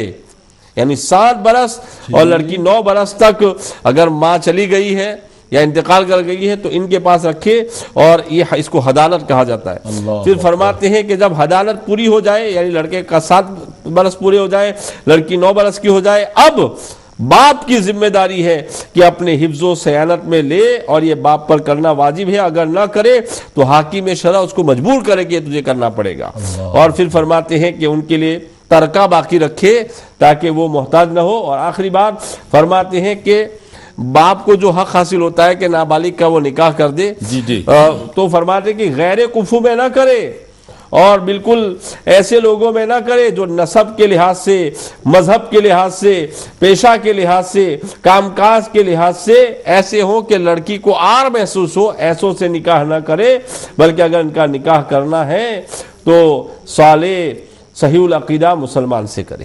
ماشاءاللہ، بہت خوب۔ علامہ صاحب نے ناظرین کرام یہ وہ چیزوں پر ذکر کیا ہے جو ابھی دور حاضر میں ہمارے ساتھ ہو رہی ہیں۔ بچوں کے نام کے حوالے سے حضرت نے کہا کہ نام اچھا رکھا جائے، کوئی بامعنی جو ہے وہ نام رکھا جائے، لیکن آج کل ہم دیکھتے ہیں بچوں کے ایسے سے نام رکھتے ہیں، نہ پتہ چل رہا ہے یہ مسلمان کا نام ہے یا کسی غیر مسلم کا نام ہے۔ اور آج بھی ہماری سوسائٹی میں، مسلمان گھروں میں لوگوں نے نن مسلم سے شادیاں کی، چلو یہ کوئی بات نہیں، یہ ابھی یہ لو میرج کر لی، ایسے بعد میں آ کے یہ مسلمان ہو جائے گی، لیکن ایسا نہ ہوا۔ آج بھی ان کی وہ بیویاں جو غیر مسلم ہیں، وہ چاہے کسی بھی مذہب سے ہو، تو وہ نہ تو انہوں نے توبہ کی، اسی طرح کا وہ حرام جو مال پہلے کھاتی تھی، جس طرح کی چیزیں اسلام میں حرام ہے وہ کھا رہی ہیں، اور مسلمان جو نام نہاد مسلمان ہیں ان کے بچوں کو بھی وہی کھانا کھلا رہی، حرام کا گوشت ان کو، حرام کی ساری چیزیں۔ اور اس میں ہم دیکھتے ہیں کہ جو اس کے گھر والے ہیں، بہن بھائی ہیں، مسلمان ہیں، وہ سب اکٹھے اس کے ساتھ ملے ہوئے ہیں اور اس کو چھٹی دے رہے ہیں، اس کے ساتھ لین دین بھی ہوتا ہے، اس کے معاملات بھی سارے ہوتے ہیں، خوشی غمی میں اس کو بلایا جاتا ہے، لیکن یہ احساس تک نہیں دلایا جاتا کہ کل کو یہ بچے آگے بڑے ہو کے وہ کس طرف جائیں گے۔ تو اس پر بھی علامہ صاحب میں چاہوں گا کہ ہمارے احباب اس طرح کی جو غلطیاں کرتے ہیں، یہ جناب میں اس کے بغیر مر جاؤں گا، یہ نہ مجھے ملی تو میں اپنے آپ کو جناب زہر کھا لوں گا، اس طرح کی چیزیں کر کے ماں باپ کو بلیک میل کر کے اس طرح کی شادیوں کا رزلٹ جو ہے وہ کیا ہے، اور اسلام میں کیا جائز ہے اس طرح کے لوگوں سے؟ اچھا ہمیں یہ بھی کہتے ہیں یہ اہل کتاب ہے، نہیں بھائی اہل کتاب صرف ایک ہی چیز آپ کو ان میں ملی کہ صرف اہل کتاب ہے، باقی چیزیں وہ حرام کھا رہے ہیں، اسی طرح ساری چیزیں کر رہے ہیں، وہ آپ کو نظر نہیں آتی۔ اس پر بھی میں چاہوں گا علامہ صاحب سے کہ یہ ماں باپ کی ذمہ داری ہے کہ اپنی اولاد کی ایسی تربیت کرے، یا اس طرح کے وہ کام کرتے ہیں تو پھر ماں باپ کو اس کو کیسے روک سکتے ہیں؟ اسلام میں ایسے بچوں کا پھر ان کا کیا فیوچر ہے؟ کل کو خدا نخواستہ اس کا وارد کا سایہ اٹھ جاتا ہے تو وہ بچے اسی طرح، بچے تو مسلمان کے ہوئے لیکن آگے وہ ان کو کرسچن بنا لے، کوئی ہندو بنا لے، جس مذہب سے وہ بلانگ کرتی ہوگی۔ تو اس پر بھی میں چاہوں گا کہ ماں باپ جو ہے اپنے بچوں کی، پھر بہت وہی بات آگی تربیت کے حوالے سے، یہ تربیت کا بہت بڑا فقدان ہے حضرین کرام۔ یہ 4 دن کا معاملہ نہیں، میں نے علامہ صاحب سے، علماء سے سنا ہے کہ جب بچے کی شادی کرو تو صرف 1 2 سال 4 سال کی بات نہیں، یہ قیامت تک آنے والی نسلوں تک یہ کام چلنے والا ہے۔ اگر آپ کی نسل سے ایک بندہ بھی کسی غیر مسلم کے پاس چلا گیا اور وہ مسلمان بھی نہ ہوئی، بچے اس سے ایسے ہی پیدا ہوئے تو وہ سارے کے سارے بچے جب تک وہ آگے بڑھیں گے ظاہر وہ غیر مسلم ہوں گے، تو گناہ کس کو ملے گا؟ اس پر بھی انشاءاللہ علامہ صاحب گفتگو فرمائیں گے، اور پھر بچوں کے حقوق کے حوالے سے مزید انشاءاللہ آپ سے بھی گفتگو سننا پسند کروں گا۔ ہمارے صاحب محترم ڈبلیو خان صاحب ہیں، آج کا جو ہمارا ٹاپک ہے امید ہے اس پر ہی گفتگو کریں گے، the right of children in Islam, اسلام میں بچوں کے کیا حقوق ہیں، یہ آج کا ہمارا ٹاپک ہے۔ جی خان صاحب السلام علیکم۔ وعلیکم السلام ورحمۃ اللہ وبرکاتہ۔ قاری صاحب سب سے پہلے آپ کو اور آپ کے دونوں علماء کو سلام۔ آپ ہمیشہ جانتے ہیں کہ میں ہر وقت انشاءاللہ شکر الحمدللہ موضوع کے مطابق بات کرتا ہوں، اور آج بھی انشاءاللہ عز و جل کروں گا، کیونکہ اس اہم موضوع کے مطابق بچوں تعلیمی تربیت تحقیق کی 3 سوالات جو یو کے دور حاضر کے لیے سخت ضرورت ریلیونٹ ہے۔ جی پہلا سوال، یہ تینوں یا کوئی اور ضرورت مند بچوں کا کفالہ کرنا، فوسٹر کیئرنگ، صحیح طریقے سے تربیت کرنا بہت نیک کام ہے، بہت سے احادیث سے ثابت۔ جی یہاں یو کے میں ہر سال قاری صاحب تقریباً 70,000 بچوں کو لوکل اتھارٹیز اپنے والدین سے زبردستی کسی ایک حد سے ایکسیڈنٹ کی وجہ سے لے کر بائی فورس اڈاپٹ کرتے ہیں، جی جی کسی دوسری اجنبی والدین کو دیتے ہیں۔ ایسے عدالتوں یعنی سول کورٹس میں محض 50% بیلنس آف پروبیبلٹیز 50% کی ثبوت کی بنا پر اڈاپٹ جی کرتے، بے گناہ والدین سے معصوم بچے زبردستی اڈاپٹ کرتے۔ جی جی کیا اسلامی شریعت مسلم مومن جن کے اپنے اولاد نہیں ہوتے، کیا اس کو اسلامی شریعت یہ اجازت دیتا کہ کسی دوسرے مسلم بچوں کا متبنہ کرے؟ اڈاپشن کو عربی میں کہتے ہیں متبنہ۔ Does Islamic Sharia, Jewish burdens, give Muslim couples the right to adopt others' children who have been adopted from them by force on only one accident? جی جی ٹھیک ہے۔ دوسرا سوال، بالغ ہونے پر متبنہ ہوئے بچے کو اپنے والدین کو واپس کرنا چاہیے یا نہیں کرنا چاہیے جب بالغ ہو جائے؟ لا بد من ان يكون الاطفال الذي تم تبنيهم الحق في ان يجدوا اهلهم الحقيقي. ایک بار اور، لا بد من ان يكون الاطفال الذين تم تبنيهم الحق في ان يجدوا اهلهم الحقيقي. Adopted children have the right to find their natural parents. ٹھیک ہے۔ تو تیسرا آخر سوال، جی ہم مسلمان اس ملک میں تقریباً 30 لاکھ ہے موجودہ دور حاضر میں، جی جی جو قانون خصوصاً سول حدود کو ہم کس طرح بدلنا چاہیے؟ چونکہ ہم نہیں چاہتے کہ کوئی مسلم بچے کو غیر مسلم اڈاپٹ کرے، لیکن کیا ہمیں مسلم بچوں کو اڈاپٹ کرنا چاہیے یا اس ظالم قانون کے خلاف جہاد کرنا چاہیے؟ Should Muslims adopt children to prevent them going into non-Muslim families, or should we peacefully سلامت سے پیسفلی جہاد to alter these cruel laws تاکہ بچوں کی صحیح تربیت اور تعلیم ہو جائے؟ شکریہ، جزاک اللہ خیر۔ بہت خوبصورت آپ کے سوالات، اللہ تعالیٰ آپ کو جزائے خیر عطا فرمائے۔ اس پر بھی انشاءاللہ ہم بات کریں گے کہ یہاں پہ جو خان صاحب کا اشارہ ہے کہ یہاں کے ماں باپ بعض دفعہ ان کے ذاتی جھگڑوں سے یا بچوں کی صحیح طریقے سے لک آفٹر نہ کرنے کی وجہ سے یہاں کی لوکل گورنمنٹس جو ہیں، سوشل جو ورکر ہیں، وہ بچوں کو گھر سے لے جاتے ہیں اور پھر ان کو 16 ایئر یعنی ان کے بالغ ہونے تک ان کو ماں باپ کو واپس نہیں کرتے. بعض دفعہ ایسا ہوتا ہے کہ اس کے باوجود بھی ان کو بچے نہیں واپس کرتے کہ بھی بچے ان کے پاس سیف نہیں ہوں گے, صحیح نہیں ہے, ماں باپ ذہنی طور پہ ٹھیک نہیں, یا ان کے گھر کے حالات ابھی وہی ہیں جو پہلے تھے. تو کیا ایسی صورت میں وہ بچے بجائے ان اداروں کو دینے کے مسلمان اگر بچوں کو ان کو لے لیں, جن کے خاص کر جن کے ہاں بچے نہیں ہیں, جو بے اولاد جوڑے ہیں, وہ اگر اس لوکل اتھارٹی سے رابطہ کریں بھی یہ بچے آپ بجائے کسی اور جگہ رکھنے کے ہمیں دے دیں, ہم ان کے اچھے طریقے سے تربیت کریں گے. تو کیا اسلام میں ایسا کرنا علامہ صاحب جائز ہے کہ کوئی دوسرا مسلمان کے بچوں کو اڈاپٹ کر لے, اپنے گھر میں پالے؟ کیا یہاں کی جو گورنمنٹ کا لا ہے وہ تو اس کے بارے میں ہمیں معلومات نہیں ہے, لیکن اگر ہمارا کوئی لائر بھائی یہ پروگرام دیکھ رہے ہیں تو وہ بھی ہمارے ساتھ شامل ہو سکتے ہیں اور ہمیں ایڈوائز کر سکتے ہیں کہ یہاں کا جو گورنمنٹ کا سسٹم ہے کہ اگر کوئی مسلمان ان بچوں کو بجائے وہاں کیئر ہوم میں رکھنے کی بجائے اگر وہ کہتا ہے جی مجھے دے دیں, میرے پاس بچے نہیں ہیں, میں ان بچوں کو اڈاپٹ کر لیتا ہوں, تو کیا یہاں کا بریٹن کا جو لا ہے وہ اس چیز کی الاؤ کرتا ہے؟ اگر کوئی ہمارے بھائی قانون دان ہمارا یہ پروگرام سن رہے ہیں تو ضرور ہمیں وہ گائیڈ کریں گے. تو اس پر جو ہے کیا شرعی حکم کیا ہے, کس طرح کر سکتے ہیں؟ بسم اللہ الرحمن. اچھا, ام خان صاحب کو پہلے شامل کر لیں حضرت, پھر میں ان سوالوں کی طرف آتا ہوں. السلام علیکم خان صاحب. وعلیکم السلام ورحمۃ اللہ وبرکاتہ. حضور قاری محمد زمان صاحب, بہت خوبصورت آج آپ نے موضوع رکھا تاکہ قوم کو بیدار کرنے کے لیے ایک خوبصورت قرآن و حدیث کی روشنی میں آپ نے موضوع رکھا ہے جس کی ضرورت ہے کمیونٹی کو. جی بسم اللہ. کہ جتنی کمیونٹی رہتی ہیں جو اردو پنجابی سمجھتے ہیں ان کے لیے ہر مذہب کے رکھنے والے کے لیے یہ بڑا ضروری ہے. صحیح. کیونکہ میں نے دیکھا کہ اکثر دوسرے مذہب کے لوگ بھی مجھے جب ملتے ہیں تو کہتے ہیں ہم امہ چینل سنتے ہیں, تو اس سے معلوم ہوتا کہ دوسرے مذہب کے لوگ بھی بڑی دلچسپی سے سنتے ہیں. بالکل صحیح کہا آپ نے خان صاحب. اکرام کا جو پروگرام ہے, بلکہ برطانیہ سے باہر بھی جو کنٹریوں میں لوگ ایشیا کی اردو پنجابی سمجھنے والے وہ بڑی دلچسپی لیتے ہیں, اس سے ان لوگوں کو بڑا فائدہ ہوا. میں آپ اپنے موضوع کی طرف آپ کی ذرا توجہ دلانا چاہتا ہوں. جی جی.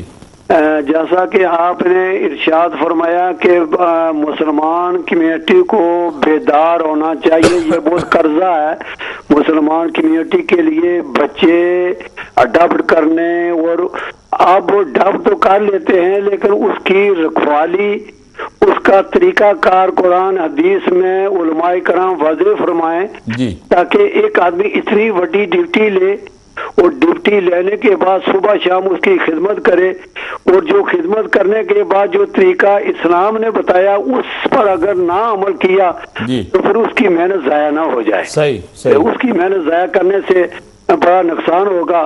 تو دوسری بات آپ سے یہ پوچھنی ہے کہ اگر کوئی میاں اپنے بچے اور بچیوں کے سامنے اپنی بیوی کو کوئی ایسی گفتگو الفاظ کرے جو نہیں کرنی چاہیے, یا کوئی مرد اپنی بیوی سے کرے یا بیوی مرد سے کرے, تو اس کا ری ایکشن حضرت مولا علی مشکل کشا نے یا شریعت مطہرہ نے کیا نظام واضح فرمایا کہ دونوں کے لیے احتیاط ضروری ہے. بہت اچھے. تاکہ دونوں احتیاط کریں گے تو جو نئی جنریشن ہے اس کو شریعت کو توحید اور رسالت کا قانون سمجھنے میں بڑی آسانی ہوگی. بہت اچھے. اور معاشرے میں بھی ان کو سمجھنے کے میں. اور تیسری بات آپ سے یہ پوچھنی ہے کہ جہاں ہمارے بچے جاتے ہیں آیا والدین کو استاد کا طرز عمل پڑھاتے ہوئے یا ویسے نگاہ پھیرنا یا چیک کرنا, اس کو کوئی بچے یا بچی کو آتا جاتا بھی ہے یا استاد محنت کرتے ہیں, یا جو مسجد کمیٹیوں کوئی بھی جو ادارہ ہے اس کا نگران کرنا استاد پر یا بچوں پر کہ ان کو تعلیم بھی آتی ہے, کیونکہ بعض آدمی لوگ مفت کام کرتے ہیں. تو مفت کام کرنے کا یہ نہیں مطلب کہ ایک آدمی کی بچے یا بچیاں ہیں ان کا وقت ضائع نہ ہو جائے. ان کا دیکھ بھال کرنا, ان کی جو تربیت کرنا جو استاد ہے اس پر بڑی ضروری ہے. اور والدین میں نے دیکھا اکثر والدین اس چیز کی طرف توجہ نہیں دیتے کہ اتنا عرصہ ہمارا بچہ گیا ہے، کیا اسے کوئی آتا جاتا ہے؟ یعنی والدین کو اس کی کوئی پرواہ نہیں. وہ سمجھتے ہیں کہ ہمارا 2 گھنٹے یا 1 گھنٹہ ریسٹ ہو گئی ہے. ریسٹ نہ سمجھے. مثلا ایک آدمی مسجد میں جاتا ہے اس لیے جاتا کہ تاکہ میں وہاں سے کوئی ایسی بات سنوں دوسروں تک پھیلانے کی، نہ کہ اپنے گھر کی کوئی بات میں آپ سے شیئر کروں کہ آپ کیونکہ چیز وہ بہت دلچسپی رکھتے ہیں اور ماشاءاللہ مساجد کے ساتھ آپ کا بھی بڑا عرصہ سے ایک تعلق ہے. ہم نے دیکھا کہ بعض مساجد میں علماء نے کوشش کی کہ بچوں کی جیسے اسکول میں پیرنٹس ایوننگ ہوتی ہے اس طرح مسجد میں بھی کی جائے. تو جب لوگوں کو انوائٹ کیا 200-250 بچہ جس مسجد میں پڑھتا ہے، تو جب والدین کو کہا گیا جی آج بچوں کا پروگرام ہے، آپ کے بچوں کی پروگریس رپورٹ آپ کو دیں گے، ان بچوں کے بارے ہم سے کچھ پوچھیں، تو آپ یقین کریں 250 میں سے صرف 5-6 صرف ماں باپ آئے. بالکل اسی طرح، اس میں کوئی شک نہیں. اگر اسلام سے ہماری دلچسپی اتنی ہوگی تو خان صاحب رزلٹ بھی تو یہی آئیں گے نا. بالکل آپ نے جو کہا یہ حق ہے. کمیونٹی اصل میں ہماری قوم جو ہے سوئی ہوئی ہے. نہیں کب تک سوئیں گے؟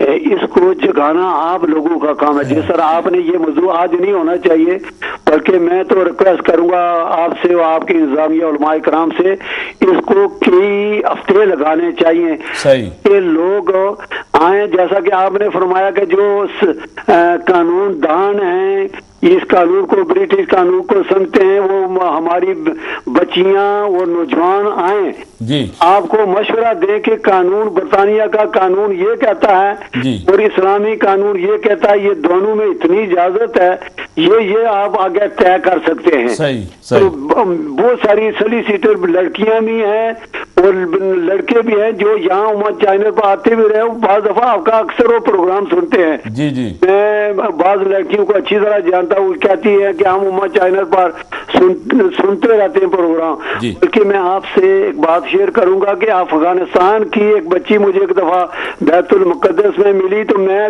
مجھے کہنے لگی کہ آپ فلان چینل پر ٹیلی فون کرتے فلاں فلاں. تو میں نے اس سے کہا کہ تو صرف پشتو میں یا انگریزی میں بات کرے، تجھے کس طرح سمجھ آتی ہے؟ کہنے لگی خان جی آپ کی بات مجھے سمجھ آ جاتی ہے، جو میں اردو یا پنجابی نہیں بول سکتی، لیکن آپ کی اردو پنجابی سے مجھے فائدہ ہوا. بہت اچھے بہت اچھے خان صاحب، بہت شکریہ.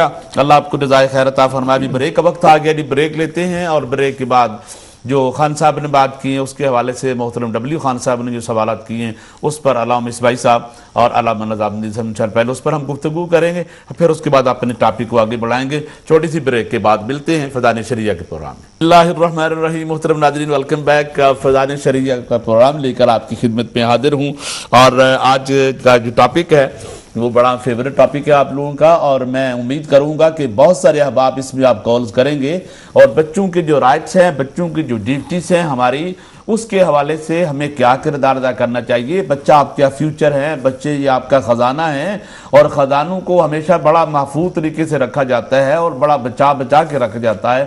کیا بچوں کے جو رائٹس ہیں، جو حقوق ہیں، وہ ماں باپ اس ملک میں کیا صحیح طریقے سے ادا کر رہے ہیں کہ نہیں کر رہے؟ جیسا کہ میں نے پہلے ہی عرض کیا کہ مسجد کے حوالے سے، دین کے حوالے سے ہم وہ اہتمام، وہ چیزیں نہیں کرتے جو دنیاوی تعلیم کے حوالے سے کرتے ہیں. اور آپ کے سامنے دنیا کی تعلیم کا رزلٹ بھی موجود ہے. باپ ہاسپٹل میں پڑا بیمار ہے، اس کی آخری سانسیں ہیں، اور بچے کو جب بتایا گیا تو کہا جی مجھے ڈسٹرب نہ کریں جی، میں جو ابھی اسٹڈی کر رہا ہوں، میرے پاس ٹائم نہیں. ایسی اولاد کو پڑھا کے آپ کیا کریں گے کہ آپ کی آخری سانس ہو تو باپ کا، ماں کا چہرہ دیکھنے کے لیے بھی نہ آئے. اور ایک وہ بچہ جس کو آپ دین کی تعلیم پڑھائیں، جو ماں باپ کے سرانے کھڑا ہو کے قرآن کی تلاوت کرے. ان دونوں میں سے آپ انصاف کر لیجئے کس علم نے آپ کو فائدہ دیا اور کس علم نے آپ کو. ہم دنیاوی تعلیم کی مخالفت نہیں کرتے، لیکن ہم چاہتے ہیں کہ ہم اپنی اولاد کو جہاں دنیا کی تعلیم دیں، اس کے ساتھ ساتھ دین بھی انہیں سکھاؤ، دین پڑھاؤ انہیں. نہیں آنے والی نسلی تمہارے اسلام سے دور ہو جائیں گی، ختم ہو جائے گا سلسلہ. جب آج کے دور کے بچوں کے پاس اسلام کا نالج نہیں ہوگا تو آگے بڑھتا گھٹتا کہاں تک چلا جائے گا؟ یہ آپ سوچ لیں، یہ آپ کی ذمہ داریاں ہیں. اور قیامت کے دن اس پر بھی علامہ صاحب سے سوال میں کروں گا کہ کیا بچوں کے بارے میں، اولاد کے بارے میں یہ پوچھا جائے گا کہ ان کو تعلیم دی کہ نہیں، ان کو اخلاقیات پڑھائی، ان کو قرآن پڑھایا، ان کو نبی کریم صلی اللہ علیہ وسلم کے بارے میں بتایا؟ کہ صرف یہی کہا رہی کہ ٹھیک ہے بچے کو میں نے لائر بنا دیا ہے، ڈاکٹر بنا دیا ہے، بس یہی کافی ہے جی، میری ذمہ داری یہاں تک تھی، آگے بچوں کی شادی کر دی ہے، وہ جانے ان کا کام جانے۔ تو اس پر بھی علامہ اسماعیل صاحب میں چاہوں گا کہ مزید اس پر بات فرمائیں، بچوں کے جو رائٹس ہیں، حقوق ہیں، ان کی تربیت کے حوالے سے جو میں نے گزارشات پیش کی ہیں اس پر بھی آپ گفتگو فرمائیں۔ اس کے بعد پھر ہمارے پاس جو خان صاحب کے سوال آئے ہیں اس پر انشاءاللہ بات کرتے ہیں۔ بسم اللہ الرحمن الرحیم۔ دیکھیے، جب دنیا میں اسلامی حکومت ہوتی ہے تو یہ حکومت کی ذمہ داری ہے کہ مسلمانوں کی جتنی بھی ضرورتیں ہیں ان سب کا خیال رکھتے ہوئے جی اس طرح کی برانچیز بنائے کہ جس سے ان کے تمام کاموں کی اور ضرورتوں کی تکمیل ہو سکے، یہ حکومت کی ذمہ داری ہوتی ہے۔ لیکن جب حکومت اسلامی نہ ہو یا کم نصیبی سے حکومت اسلامی ہو لیکن حکومت میں کام کرنے والے ایسے نہ ہوں کہ جو مسلمانوں کی ضرورتوں کا خیال رکھ سکیں، جیسے دور حاضر کا ایک المیہ ہے کہ وہ دنیا میں اس کو اسلامی ملک کہنا یہ میرے حساب سے تو صحیح نظر نہیں آتا ہے۔ مسلم ممالک کہا جا سکتا ہے لیکن اسلامی ملک نہیں کہہ سکتے ہیں، اس لیے کہ اولاً تو نظام مصطفیٰ نافذ ہی نہیں ہے، اور جو حکومت کرنے والے ہیں وہ قانون اسلامی کے مطابق ان میں سے اکثر یہ شرعی اعتبار سے حکومت کے لائق بھی نہیں ہوتے ہیں۔ تو اب یہ ذمہ داری مسلمانوں کی ذمہ داری بن گئی کہ جب حکومت نہیں ہے ہمارے یعنی تمام ضرورتوں پہ کنٹرول کرنے کے لیے، تو یہ اس جگہ کے مسلمانوں کی شرعی ذمہ داری بن جاتی ہے کہ مسلمانوں کے تقاضوں کو پورا کرنے کے لیے وہ سب مل کے کام انجام دیں۔ صحیح یہ ذمہ داری ہوتی ہے۔ جی آج کل ہمارے اس ملک کی جو ایک ذمہ داری ہے اور اس کی طرف ہمارے لوگوں نے توجہ کی ہی نہیں ہے۔ صحیح، ہم لوگ تو صرف ایک ہی چیز چاہتے، بس جلسہ جلوس کرو، لوگوں کو لنگر کھلاؤ اور پھر یہ سمجھو کہ بس ہماری مسجد چل رہی ہے، ہمارا مدرسہ چل رہا ہے، بس نعتوں کی محفلیں کر لی، پیسے دے دیے، سمجھے کہ ہم نے اپنا محبت پوری کر لی، اور اس طریقے سے بیانوں کے لیے مہینے میں ایک دن مقرر کیا، لوگوں کو بلا لیا، بیان کر لیا، کھلا دیا، تو ہم سمجھتے کہ ہمارا سسٹم چل رہا ہے۔ ہم اپنے سسٹم میں کتنے کمزور ہے کہ اگر یہ سنی مسلمان خون کی اگر آنسو روئے تب بھی یہ ان کے حق میں کم ہے کہ ہم نے اپنی قوم کے ساتھ میں یعنی وفاداری نہیں کی ہے، قوم کے ساتھ میں ہم لوگوں نے بغاوت کی ہے اور غداری کی۔ صحیح، اور اس میں اکیلے پبلک کا یعنی قصور نہیں ہے۔ پبلک کیا کرے گی؟ بیچاری پبلک پیسہ دے سکتی ہے، اور پیسوں کا سسٹم کیسے چلانا ہے، اس کو کہاں لگانا ہے، یہ کام تو ان کے جو علماء ہیں، رہبر و رہنما، ان لوگوں کا ہے کہ بھئی ان کو صحیح راستہ بتائیں، اور ابھی نہیں مانتے، چند دنوں کے بعد، چند مہینوں کے بعد وہ اس راہ پہ آئیں گے۔ مگر علماء اور مشائخ نے ان باتوں کی طرف توجہ ہی نہیں کی ہے، بلکہ میں یہ کہہ لوں گا لوگوں کو پسند بھی نہیں آئے گا، مگر میرا کام پہنچانا ہے کہ میں اپنے درد کو آپ کے سامنے الفاظ کی صورت میں پیش کروں کہ آج کل ہم لوگوں کا جو ایک کام چل رہا ہے وہ صرف پیسہ بنانے والا کام ہے۔ پرائیویٹ پاکٹ کے اندر پیسہ آ جائے، یہی اسکیم مولوی بنا رہا ہے، یہی اسکیم پیر بنا رہا ہے، یہی اسکیم اس میدان کے اندر جو آ کر ہمارے ساتھ میں کھڑا ہو جاتا ہے وہ بھی یہ مولوی نے بڑے پیسے بنا لیے، پیر نے بڑے پیسے بنا لیے، چلو ان کے ساتھ بیٹھ کے ہم بھی، یعنی سب کا کام صرف پیسے بنانا ہے۔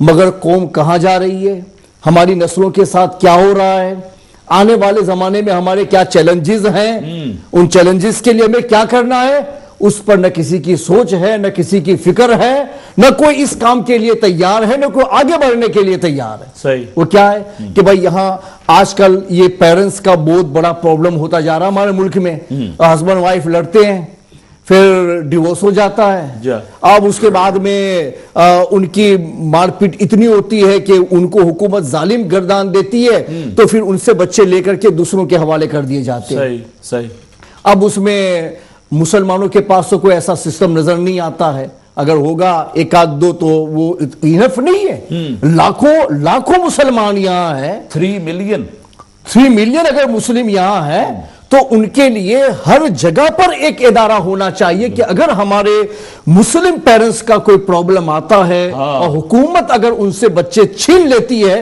تو ہمارے پاس میں ادارہ موجود ہونا چاہیے، ان کے سیٹنگ کے حساب سے، ان کے قوانین کی پاسداری کے حساب سے وہ فوراً پہنچ جائے اور اس کے بعد کہے کہ چلو بھائی وہ بچے ہمارے حوالے کر دو اور ہمارا ادارہ ہے وہ ان بچوں کو سنبھال لے گا. اور قانون کے تو یہ جتنے بچے مسلمانوں کے نن مسلموں کے پاس جا رہے ہیں وہ اڈاپٹ کر رہے ہیں یا حکومت ان کے حوالے کر رہی ہے، وہ بچوں کو اسکول لے جا رہے ہیں، ان کی یہاں کے مدرسہ ہوگا نہیں ہوگا. اگر ہوگا بھی تو وہ تو کہیں بھی پڑھا لیں گے، ان کو کوئی اس سے مطلب نہیں ہوتا ہے. ہزاروں مسلمانوں کے بچے سروے کرنے کے بعد ایسے ہیں کہ جو مسلموں کے بچے تھے مگر آج وہ اسلام پر نہیں ہے اور ان کا دین اور ملت سب کچھ تباہ ہو گیا. کتنے ایگزامپل تو ہماری کمیونٹی کے ہمارے سامنے ہیں اللہ اکبر، کہ جن کے بچے دین سے نکل گئے، دین سے نہیں اسلام سے نکل گئے، اس لیے کہ ماں باپ کی لڑائی تھی، بچے دوسروں کے حوالے کر دیے گئے، ان کے ساتھ رہ کر کے وہ بھی ہمارے دین سے نکل گئے. اللہ اکبر. مولا کائنات کو جب حضور پاک نے جہاد کے لیے بھیجا تھا تو کیا کہا تھا کہ پہلے جہاد شروع مت کرنا، پہلے ان سے یہ کہنا کہ ہم اسلام کی تعلیم لے کے آئے ہیں، اگر تم اسے قبول کر لیتے تو ہمارے بھائی ہیں، ہم تمہارے ساتھ کچھ نہیں کریں گے، سب کچھ تمہارے حوالے رہے گا، تم ہمارے بھائی ہو جاؤ گے، ہم تمہاری مدد کریں گے. وہ ماننے کو تیار نہیں تو پھر یہ کہنا کہ تم ہمیں ٹیکس دینے کے لیے تیار ہو جاؤ، جزیہ، تو پھر تمہاری یہ حکومت تمہارے حوالے رہے گی، ہمیں جزیہ دیتے رہنا، پھر ہمیں تم سے کوئی مطلب نہیں رہے گا. اور نہیں ہے، دونوں سے انکار کرتا ہے تو تیسرے نمبر پہ جہاد کرنا. حضور پاک نے پہلے کیوں کہا کلمہ پڑھاؤ؟ حضور نے فرمایا کہ اے علی، تمہارے ہاتھوں سے ایک آدمی کی اگر ہدایت ہو جائے وہ تمہارے لیے سرخ اونٹوں سے بہتر ہے. اور ایک جگہ پر آیا کہ دنیا اور ما فیہا سے تمہارے لیے بہتر ہے کہ ایک آدمی کو تمہاری وجہ سے ہدایت مل جائے. اللہ اکبر. اللہ حضور نصیحت فرما رہے جہاد میں جانے والے مجاہدین کے لیے. اور آج ہمارے مسلمانوں کے بچے یہ پیرنٹس کی لڑائیوں کی وجہ سے تباہ و برباد ہو رہے ہیں، نن مسلمین کے حوالے کیے جا رہے ہیں. کیا کسی مسلمان نے اس کی اسکیم بنائی؟ اس کے لیے آگے بڑھے؟ کیا مسلمان کے پیسے صرف کھانے اور پینے کے لیے ہیں یا ہماری قوم تباہ ہو رہی ہو تو ان کو تباہی سے بچانے کے لیے بھی ہے؟ اس طریقے سے اور بھی یہ نہیں ہے. اور یہ کچھ لڑکیوں کا مسئلہ یہ لڑکوں سے زیادہ خطرناک ہے کہ جب ایسا مسئلہ ہوتا ہے اور لڑکیوں کو غیروں کے حوالے کر دیا جاتا ہے تو قسم خدا کی اس کی عصمتیں لوٹ جاتی ہیں. مذہب تو اپنی جگہ پر تباہ ہوا، اس کی زندگی بھی اپنی جگہ پر تباہ ہو جاتی ہے. مسلمانوں کو اس ملک میں رہ کر کے ان کاموں پر بھی جانے کی ضرورت ہے. اور میں یہ نہیں کہتا کہ اس سے تمہیں پیسے، ارے یہاں کی حکومت آپ کی مانگ سے زیادہ آپ کو پیسہ دینے کے لیے تیار ہے. وہ یہ نہیں کہتے کہ بھائی زبردستی ہم نن مسلمین کے حوالے کریں گے، آپ نہیں آتے ہیں تو ان بچوں کو نن مسلمین کے حوالے کیا جاتا ہے. آپ ادارے چلاؤ، گورنمنٹ پیسہ دے گی، آپ کے کئی جاب ہو جائیں گے، کتنے لوگ جاب پہ لگ جائیں گے اور یہ ادارہ یہ کام کرے گا تو مسلم کے بچے رہ کر کے مسلمان بنیں گے اور مسلم کے بچے ہمارے حوالے ہوں گے تو ہم اپنے اخلاق پلا کر کے اسلام کی حقانیت اس کے سامنے پیش کر دیں گے. تو ہو سکتا ہے کہ فیوچر میں مسلمان ہو جائے. تو مسلمانوں کی یہ ذمہ داری ہے کہ ہم اس پہ کام کریں. اور یہ حکومت اسلامی نہیں ہے تو وہاں بسنے والے مسلمانوں پر وہ ذمے عائد ہو جاتے ہیں. لہٰذا مسلمانوں کو ان سب چیزوں پہ بھی کام کرنا چاہیے. اڈاپٹ کرنا اسلام میں حرام نہیں ہے، بلکہ سرور عالم صلی اللہ علیہ وسلم نے خود حضرت زید کو اڈاپٹ کیا تھا. اور وَلَٰكِن رسول اللہ و خاتم النبیین کی جو آیت ہے وہ ان کے اڈاپشن کے بارے میں ہی ہے کہ جب ان کی بیوی کو انہوں نے طلاق دے دی اور رسول پاک نے ان سے شادی کی تو لوگوں نے کہا کہ اپنی بہو کے ساتھ شادی کر لی، بہو سے تو شادی حرام ہے. تو قرآن نے کہا کہ وہ کسی مرد کے باپ نہیں ہے. اور یہ جو زید ہیں وہ تو ان کے اڈاپٹ کیے ہوئے متبنہ ہیں. تو پھر قرآن پاک نے یہ حکم لگایا کہ یہ شبہ لوگوں کو اس لیے گزرا کہ زید بن محمد کہا جانے لگا تھا کہ حضور کا نام ساتھ میں ملا گیا تھا. تو قرآن نے اس کے بعد میں حرام کر دیا کہ ادعوہم لآبائہم، یہ 21ویں سپارے میں پہلے رکوع میں اس کا ذکر کیا، ادعوہم لآبائہم، ان کو اپنے باپ کے نام کے ساتھ میں پکارو تاکہ لوگوں کو پتا چلے کہ یہ اڈاپٹ کیا ہوا ہے، یہ ہمارا اپنا بیٹا نہیں ہے، تاکہ اس طرح کے شبہات لاحق نہ ہو سکے. تو اڈاپٹ کیے ہوئے بچے کو اس کے باپ کا نام دینا لازم ہے، اس کے ساتھ لوگ اپنا نام لگا دیتے، یہ بھی غلط ہے. اسلام میں یہ حرام ہے. تو یہ اڈاپشن صحیح ہے، لیکن جس کو ہم اڈاپٹ کریں گے وہ بھی ایک ہمارے لیے امانت ہے. اور امانت ہے تو جیسے ہم اپنے بچوں کی لک آفٹر کرتے ہیں اس سے بڑھ کے اس کی لک آفٹر کریں گے اور اس کا بھی حق ادا کریں گے، اپنے بچوں کا بھی حق ادا کریں گے. تو دور حاضر میں मुसलमानों की जिम्मेदारी एक नहीं है। जिन मुल्कों में हम रहते हैं आए दिन मुसलमान तबाही और बर्बादी के दिहाने पे जाके खड़े हो गए हैं, उनको बचाना और उनकी हिफाजत करना ये तमाम लोगों की जिम्मेदारी है। तो हम अहले सुन्नत वल जमात से ये गुजारिश करते हैं कि अपने जो पास में जो पैसे हैं उसको सिर्फ एक ही दो काम के अंदर सर्फ न करें, उससे ज्यादा जिम्मेदारी हम लोगों की कौम मुस्लिम को तबाही से बचाने की है। तो हमें चाहिए कि हम अपना रुख और अपने पैसों का रुख इस जानिब भी करें ताकि हम कौम मुस्लिम को और हमारे अपने बच्चों को और दूसरों के बच्चों को भी हम बचा ले जाएं। जी जी जी माशाल्लाह। अलाम साहब, इसमें एक जो खान साहब का सवाल था उसको माशाल्लाह आपने शामिल कर लिया है और उसका जवाब भी दे दिए बच्चों को अडॉप्ट करने के हवाले से कि बिल्कुल हजरत फरमा रहे हैं जायज़ है, सही करना चाहिए, लेकिन उनका जो सिलसिला है नस्ब के हवाले से उनके जो आबा व अजदाद हैं उनको ही उनका हवाले से। अच्छा अलाम साहब, इस पर रिलेटेड सवाल भी आ गया अभी जब आप बात कर रहे थे, तो मैं चाहूँगा इस पर अल्लामा निज़ामुद्दीन साहब आप भी इस पर गुफ्तगू फरमाएं। वो कहते नहीं हमने एक बच्चे को अडॉप्ट किया छोटे होते हुए और हमने उसको बताया नहीं कि तुम्हारे रियल माँ बाप कौन हैं, और अब उसकी शादी का वक्त आ गया तो रजिस्टर्ड में जो लिखते हैं वालिद का नाम और बेटे का नाम, तो अब अगर हम उस बच्चे को बताते हैं कि तुम्हारे वालिद तो कोई और थे और हमने तुमको अडॉप्ट किया, तो वो बच्चा शायद नाराज़ हो जाए या हमें छोड़ जाए, तो इस सिलसिले में हमें क्या करना चाहिए? उसका जो रियल बाप था उसका नाम लिखना चाहिए या जिन लोगों ने इस बच्चे को अडॉप्ट किया है उनको उसका नाम लिखना चाहिए? क्या कहेंगे जरा आप इसके बारे में? अब देखिए ऐसा है कि शरल नाम बाप का लिखना वाजिब व फर्ज तो है नहीं, समझ रहे हैं, तो नाम ना लिखे, लेकिन जैसा अल्लाह ताला ने बताया कि वो तो उनकी जिम्मेदारी थी, जब वो सिन्ने शूर को पहुंचा था तो उसके दिमाग में ये बात डालते कि भाई तुम्हारे माँ बाप नहीं थे या कोई मसला हो गया था तो हमने तुमको ले लिया ताकि तुम्हारी हम तरबियत करें, तो हम माँ बाप तो नहीं है तुम्हारे रियल, लेकिन हमने बड़े छोटे से बड़ा तुमको किया है। और मैंने आगे बताया था कि पर्दे के भी अहकाम लाजिम होंगे, समझ रहे हैं, ये ना समझे कि भाई चूंकि जब ये रियल है ही नहीं माँ बाप, ये तो सिर्फ तरबियत करने वाले हैं, तो फिर पर्दे के भी अहकाम लाजिम होंगे। उसमें क्या होता है जो मैं समझाऊँ, आप भी अलामा से पर अपनी राय देंगे, वो लोग शायद समझते होंगे कि हमने बच्चे को बता दिया तो ये चला जाएगा घर से, हमें छोड़ जाएगा और जी इसको हमने अपने बुढ़ापे का सहारा बनाया, अपने घर की रौनक बनाई है, तो उसके डर की वजह से मेरे ख्याल उसका इजहार नहीं करते। नहीं, फिर भी नहीं, जायज़ नहीं, कुरान ने मना उदऊहुम लिआबाइहिम, उसके ये ज़ैद बिन मोहम्मद कहा जाता था और उस पर जो शुबहा हुआ उसी पर कुरान ने ये ममानियत नाजिल फरमा दी और कहा कि नहीं उनको उनके बाप के साथ ही बुलाओ। ये इस बात की दलील है कि आप अपना नाम उसके लिए इस्तेमाल नहीं कर सकते हैं, और अगर कहीं कर भी लिया है तो आपको ये कहना पड़ेगा कि मैं पेरेंट्स में नहीं हूँ, मैं सिर्फ उसकी लुक आफ्टर करने में हूँ और ये हमारा मुतबन्ना है। और जब शादी वगैरह जहाँ भी कुछ भी होता है तो वहाँ अगर आप अपना नाम उसके साथ वालिद के तरीके से इस्तेमाल कर रहे हैं तो आपके लिए हराम है। आप अगर बाप के तरीके पर इस्तेमाल कर रहे हैं तो आपको उसके बाप का ही नाम इस्तेमाल करना पड़ेगा। रह गया उसको रहना न रहना उसकी अपनी मर्जी की बात होती है। जब हमारे अपने बच्चे बालिग हो जाते हैं तो इस्लाम उनको हक देता है कि वो चाहे पेरेंट्स के साथ रहना चाहे तो रहे, वरना अलहदा हो जाए।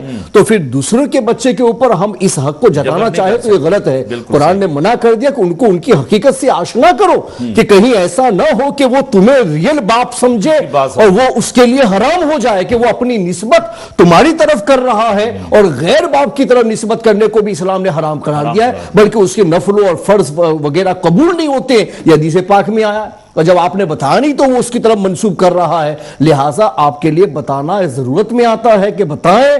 और फिर निस्बतों में अगर आपने अपनी सरनेम दे दी तो ठीक है, लेकिन वालिद की हैसियत से नाम रखना और उसके साथ लिखना ये शरन जायज़ नहीं रहेगा। कुरान की नस मौजूद है उदूम लिआबाइहिम, लिहाजा फर्ज है कि बाप ही का नाम दिया जाए, आप उसको अपना नाम नहीं दे सकते। कारी साहब बात यह है कि यहाँ जो लोग सुनने वाले हैं ना, उनको हम ये बताना चाहते हैं कि हमारे दीन में तो एक कुत्ते को पानी पिलाने वाली औरत की बख्शिश हो गई, तो ये तो इंसान है, हजरत इंसान है। अगर उसकी वो तरबियत करेगा, किस लिए कर रहा है? अगर दुनिया के लिए कर रहा है तो बेकार है, उसको लेना ही नहीं चाहिए था। और अगर वो आखिरत के लिए कर रहा है तो जिसकी नजर आखिरत पर हो वो ये नहीं सोचता कि भागेगा कि घर पे रहेगा। सही समझ रहे हैं? तो ये सब हम तो शरीयत का कानून बयान कर रहे हैं, बिल्कुल सही। दुनियावी कानून क्या है हम नहीं जानते। सही। अच्छा दूर एक सवाल एक आया है और कल मैंने एक टीवी पे ऐड भी देखी, उस टीवी का मैं नाम नहीं लूंगा, کہ انہوں نے لکھا جی کہ بغیر محرم کے 45 ایئر ایج سے اوپر کی خواتین وہ ہم سے رابطہ کریں اور ہم ان کو حج عمرے پہ لے کے جائیں گے. اور اس میں یہ بھی رکھا کہ صرف اس میں خواتین ہی ہوں گی، اس گروپ میں جو لے جانے والی ہیں وہ بھی عورتیں ہوں گی. اور ساتھ یہ کہا کہ اگر ان کی ایج 45 سے اوور ہے تو ان کو محرم کی ضرورت نہیں. یہ سوال آیا، کیا یہ ہے صحیح ہے؟ اور دوسرا سوال آیا ہے کہ جیسی ہماری بہنیں بیٹیاں پاکستان، انڈیا، بنگلہ دیش جاتی ہیں تو سم ٹائم ان کے جو ہسبینڈ ہیں ان کے ساتھ نہیں جاتے یا کوئی محرم ان کے ساتھ نہیں ہوتا، تو کیا حج بیت اللہ کے علاوہ دوسرے جو سفر ہیں ان کے لیے بھی ان کا محرم ہونا ساتھ ضروری ہے؟ دونوں حضرات کی اس پہ رائے کیا ہے؟ بسم اللہ. جی دیکھیے، ایسا ہے کہ ایک مرتبہ مفتی منیب الرحمان نے اس مسئلے پر سیر حاصل گفتگو کی تھی ایک ٹی وی پر اپنے سنی چینل پر. جی. اور ان کے فتاوی میں بھی یہ بات چھپی ہوئی موجود ہے جی کہ مذہب حنفی کی ہم بات کریں، ہم حنفی ہیں، کوئی شافعی ہے تو اس کے لیے راہ نکل سکتی ہے، لیکن ہم ہیں حنفی مسلک میں اجازت نہیں ہے کہ کوئی عورت جو ہے بالغہ وہ غیر محرم کے ساتھ عمرہ پہ جائے یا حج کو جائے یا کسی اور سفر پہ جائے، سمجھ رہے ہیں، یہ اس کے لیے اجازت نہیں ہے. اگر کوئی اجازت دے رہا ہے تو یا تو مجتہد ہوگا، سمجھ رہے ہیں، اگر وہ مجتہد ہے تو ہمارے پاس آ کے ذرا امتحان دے کہ اس کا اجتہاد کیسا ہے، سمجھ رہے ہیں. تو یہاں انگلینڈ میں تو اللہ معاف فرمائے، اس دن ہم بات کر رہے تھے، بلکہ کل ہی بات کر رہے تھے، اس میں ہم بھی آ گئے ہیں، چونکہ اب ہم کو بھی لوگ مفتی کہنا شروع کر دیا، حالانکہ منع کرتے ہیں مفتی نہیں ہے بھائی، اور نہ ہمیں ایسے کہلوانے کا کوئی شوق ہے، مگر جب ہم نے دیکھا کہ جو 2-4 کتابیں پڑھ کے مفتی کہلوا رہے ہیں تو پھر اپنا بھی چلو رہنے دو. واللہ العظیم یوکے کے میں آپ کو ایسے ایسے مفتیوں کے نام میں بتا سکتا ہوں جن کو ہم نے بطور مذاق کے مفتی کہا اور آج وہ ریئل مفتی بنے ہوئے. تو نہ کسی جگہ پہ بیٹھ پہ فتویٰ لکھا نہ پڑھا. دیکھو دارالفتاء ایک باقاعدہ ایک شعبہ ہے نا جی، اس کی ہوا بھی جن کو نہیں لگی، جن کو پاکستان میں مولوی اسلم، حافظ اسلم کہا جاتا ہے، مختلف نام ہے، میں کسی کا منشن نہیں کر رہا، عبداللہ کا نام آ گیا جی، فلاں صاحب ہو گئے، فلاں ہو گئے، آج ان کو جناب یہاں پہ مفتی اعظم برطانیہ تو پتہ نہیں کیا کیا جناب. نہیں دیکھیے ایک بات سنیے، بات یہ کیا ہے، بات یہ ہے کہ بھائی ٹھیک ہے وہ اپنے آپ کو کہلوائے، ہمیں اس سے اعتراض نہیں ہے، مگر وہ اصول کی روشنی میں مسئلہ نے بیان کرتے ہیں. ابھی علامہ صاحب نے بیان کیا، علامہ محمد یونس صاحب نے درس نظامی بہت محنت سے پڑھا، اور دوسری بات یہ ہے کہ ان کا بہت وسیع مطالعہ ہے. اگر ان جیسوں کو مفتی کہا جائے، بھلے انہوں نے اس طرح کورس نہیں کیا، فقہی مسائل پر حضرت جو گرفت ہے میں نے بہت کم لوگوں نہیں، علماء کو میں ہمارے علماء بھی تعریف کرتے ہیں، اگر ان کو مفتی کہا جائے بھلے انہوں نے کورس نہیں کیا ہے پھر بھی بجا ہے، سمجھ رہے ہیں. لیکن یہ ایسا بھی تو نہیں کرتے ہیں کہ اصول سے ہٹ کے فتویٰ دیتے ہیں، اصول ہوتے ہیں، فتاویٰ دینے کے اصول پر علامہ شامی نے پوری کتاب لکھی ہے. مگر ان مفتیوں کا حال تو یہ ہے کہ جی مولوی نظام کہہ رہا ہے، اس طرح بات کرتے ہیں، مولوی نظام کہہ رہا ہے جی، جن کو کچھ آتا ہی نہیں، ہاں جن کو کچھ آتا نہیں، ایسا کہہ رہے ہیں. کہنے کا مطلب یہ ایسے ہی لوگوں نے یہ مسئلہ نکالا ہوا ہے، مجھے بھی پتا ہے کہ وہ اپنا دھندا چمکانے کے لیے یا ایسے ٹور والے ان کو 1-2 مرتبہ عمرہ میں لے جاتے ہیں تو ان کو خوش کرنے کے لیے کہہ دیتے ہیں کہ جی جائز ہے. یہ نئے مولویوں کی رائے ہے، اور خاص طور سے جو ازہر سے پڑھ کے آتے ہیں، پتہ نہیں وہ اپنے آپ کو کیا سمجھتے ہیں، 2-4 جملے عربی بول لیے تو اپنے آپ کو کیا سمجھتے ہیں، تو وہ لوگ خاص طور سے یہ اجتہاد کرتے ہیں. دیکھیے جو فقہ حنفی ہے اس میں آج تک اجازت نہیں دی ہے، صرف فتاوی رضویہ کی 10ویں جلد میں کتاب الحج میں امام اہل سنت نے اس عورت کو اجازت دی ہے کہ اس کا شوہر وہاں گزر گیا، اب اس کے لیے مطلب کوئی محرم یعنی پیسے بھی اتنے نہیں ہے کہ وہاں بھیجا جائے، اس کو لایا جائے، وہاں رہے. ایسی صورت میں کہا کہ ایسی عورت جو ہے عورتوں کے ساتھ رہے اور واپس آ جائے. مذہب شافعی میں بوجہ ضرورت اجازت دی ہے. تو اس ضرورت کو لوگوں نے پتہ نہیں یہ دنیاوی ضرورت سمجھ دیا ہے، تو اس طرح جو عمرہ جائے گی وہ گنہگار ہوگی. اچھا اس میں اور ضمن بات ہے، کچھ جو ہے نا میں نے یہ بھی سننے میں آیا کہ پیروں نے یہ کاروبار بنایا ہوئے نا حج کو لوگوں کو لے جانا، اس میں کہتے ہیں جی آپ میری مرید ہو جاؤ تو میں آپ کا محرم بن گیا، کیونکہ جو پیر ہوتا ہے وہ روحانی باب ہوتا ہے جی، لہٰذا آپ ہمارے گروپ میں شامل ہو جائیں تو آپ کا حج عمرہ ہو جائے، کیونکہ میں آپ کا پیر بھی ہوں اور آپ کا روحانی باب بھی ہوں. دیکھیے ابھی علامہ صاحب اس پر گفتگو کریں گے. ویسے ہی ہم دونوں جو ہے یہ پیروں کے سلسلے میں کافی بدنام ہے کہ یہ پیروں کو تنقید کے مطلب کرتے ہیں. میں گزارش کروں، الحمدللہ امت چینل کا یہی اتفاق خوبصورتی ہے کہ یہ جو حق بات ہے وہ آپ یہاں پہ کہیں. دیکھیے اگر میں عمل کروں تو مجھے کہنا چاہیے میں غلط کروں، لیکن شریعت کا استعمال نہ کروں. یعنی میرا عمل غلط ہو سکتا ہے مگر میں یہ کہوں اپنے عمل کے لیے کہ یہ بھی درست ہے. پیر ہو کہ کوئی بھی ہو، ایک بار ہم نے کہا تھا کہ شریعت سب پر حجت ہے، وہ شریعت پر حجت نہیں ہے. کوئی بھی پیر ہو ہم اس کو پیر اسی لیے مانتے ہیں کہ وہ شریعت کا پابند ہو، اور اگر شریعت کا پابند نہیں ہے تو آپ کی پنجابی بیچ کہتے ہیں بھاویں کوئی بھی ہو ہم اس کو مانتے نہیں ہیں. سمجھ رہے ہیں؟ ہم اسی کو مانیں گے جس کا رابطہ حضور کے ساتھ. اور آج تک پاکستان اور ہندوستان کے جتنے بھی مفتیان کرام نے فتاوا صادر فرمائے ہیں حنفی فتاوا، اس میں کسی نے اجازت نہیں دی ہے کہ عورت جو ہے حنفی ہو کر غیر محرم کے ساتھ عمرہ میں جائے یا حج کو جائے.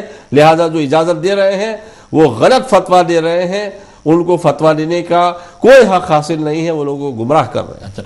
تو حضرت پاکستان انڈیا جاتے ہیں جی، وہ تو ان کے ساتھ پھر کہیں بھی اگر اللہ کے گھر میں جانے کا اتنا اہتمام ہے جہاں پہ ایک ہوتا ہے دنیا کی طرف جانا اور ایک ہوتا ہے خدا کے گھر کی طرف جانا. ٹھیک ہے، گناہ دونوں جانب ہے، لیکن یہ دنیا کی طرف جا رہی ہے تو اس کو ہم یہ کہیں گے کہ چلو بھئی اس نے کام کیا ہے غلط عمل سے تو دنیا کی طرف کیا ہے، مگر غلط عمل کے ذریعے سے اللہ کے گھر کی طرف روح کر کے غلط کام کیا جائے تو دونوں میں فرق ہوتا ہے نا گناہ کا. کوئی آدمی مسجد کے باہر گناہ کا کام کرے اور ایک آدمی مسجد کے اندر بیٹھ کے گناہ کا کام کرے تو آپ کیا کہیں گے؟ وہ باہر کرنے والا وہ بھی گناہ ہی کیا، اس کو اچھا نہیں کہتے، مگر اس کے کمپیر میں تو ہم یہ کہیں گے کہ بھائی اس سے تو یہ سب چیز ہے نا کہ اس نے گناہ کیا لیکن باہر کیا ہے اور یہ مسجد کے اندر کرنے جا رہا ہے. تو بس یہاں بھی ایسا ہی ہے کہ سفر تو محرم کے بغیر کہیں نہیں ہو سکتا ہے، لیکن اس مقدس دیار کی طرف کے جہاں لبیک بول کر کے اللہ کی بارگاہ میں یہ کہا جاتا ہے کہ میرے مولا تو نے مجھے پکارا اور میں تیری بارگاہ میں حاضری دینے جا رہا ہوں یا دینے جا رہی ہوں، اور ایسی صورت میں خلاف شریعت عمل کر کے اس کی بارگاہ میں کہوں کہ مولا میں آ رہی ہوں تو کیا میرا مولا مجھے قبول کرے گا؟ جبکہ میں نے قانون کی خلاف ورزی کر کے اس کی بارگاہ میں حاضری دینا چاہا ہے. تو یہ فرما گیا کہ گناہ ہر جگہ پر ہوگا لیکن یہ گناہ اس سے بڑا گناہ کہا جائے گا اس لیکن مقدس گھر کی طرف آپ نے ارادہ کیا ہے اور ناجائز عمل کے ذریعے سے کیا ہے. اور میں آپ سے یہی کہنا چاہتا ہوں، دیکھیے ہمارے صحابہ کرام ان مسئلوں میں کتنے محتاط تھے. عمر فاروق اعظم رضی اللہ تعالیٰ عنہ نے اپنے دور حکومت میں یہ فیصلہ کیا کہ آج کے بعد عورتیں مساجد میں نہیں آئیں گی. صحابہ نے اس مسئلے کو تسلیم کیا، بخاری میں اس کا ذکر موجود ہے کہ صحابہ نے تسلیم کیا. صحابہ کا اس پہ اجماع ہو گیا کہ ہاں عمر فاروق اعظم جو فرما رہے ہیں بالکل صحیح ہے، فتنے کا اندیشہ ہے، مسجد میں نہیں آئے گی. حالانکہ ان کو کہاں جانا تھا؟ مدینہ میں رہنے والی عورتوں کو اپنے گھروں سے نکل کے مسجد میں آنا تھا. وہ مسجد اتنی بڑی نہیں تھی، وہ ایک چھوٹی سی مسجد تھی، نزدیک مکانات تھے، آنے جانے میں کوئی اتنا خدشہ نہیں تھا، مگر پھر بھی کہا کہ نہیں ہم دیکھ رہے ہیں کہ عورتوں کے لیے فتنے کا اندیشہ ہے لہٰذا عورتیں مساجد میں نہیں آئیں گی. اور وہ بھی صحابہ کے دور میں عورتیں گئی حضرت عائشہ کے پاس میں اور ان سے یہ کہا کہ ام المومنین اور رسول پاک نے تو ہمیں اجازت دی تھی اور عمر فاروق اعظم منع کر رہے ہیں اور صحابہ خاموش ہیں اور ہمیں مسجد میں آنے سے روکا جا رہا ہے. تو آپ نے فرمایا کہ جو حالت تمہاری ابھی ہے اگر وہ حضور پاک صلی اللہ علیہ وسلم کے زمانے میں ہوتی تو نبی پاک بھی تمہیں منع فرما دیتے. تو اس سے پتا چلا کہ حضرت عائشہ صدیقہ رضی اللہ تعالیٰ عنہا نے بھی حضرت عمر فاروق اعظم کا اس مسئلے میں فیور کیا اور وہاں سے لے کر کے ان کو روکا گیا. کہاں سے روکا گیا؟ مسجد نبوی سے روکا گیا کہ جس کی ایک نماز 50,000 گنا ثواب رکھتی ہے. تو میں کہتا ہوں کہ جب وہاں نزدیک میں فتنے کا اندیشہ تھا اور روک دیا گیا، ہم کیسے یہ کہہ سکتے ہیں کہ ایک ملک سے دوسرے ملک میں عورتوں کی یعنی سرپرستی میں جائے اور اس کے جو خطرات ہیں خدشات ہیں وہ ابھی پتہ نہیں چلیں گے. اور عرصہ دراز کے بعد آپ کہیں گے یقیناً جو رسول پاک صلی اللہ علیہ وسلم نے منع کیا تھا اس پر ہم رہے ہوتے تو یہ دن نہ دیکھنا پڑتا. اور پھر وہ ایک نہیں ہے، پھر وہ پروف جو آپ کا ہے مقدس دیار کے جانب لے جانے والا وہ پھر ہمیشہ کے لیے ہر جگہ کا پروف بن جائے گا.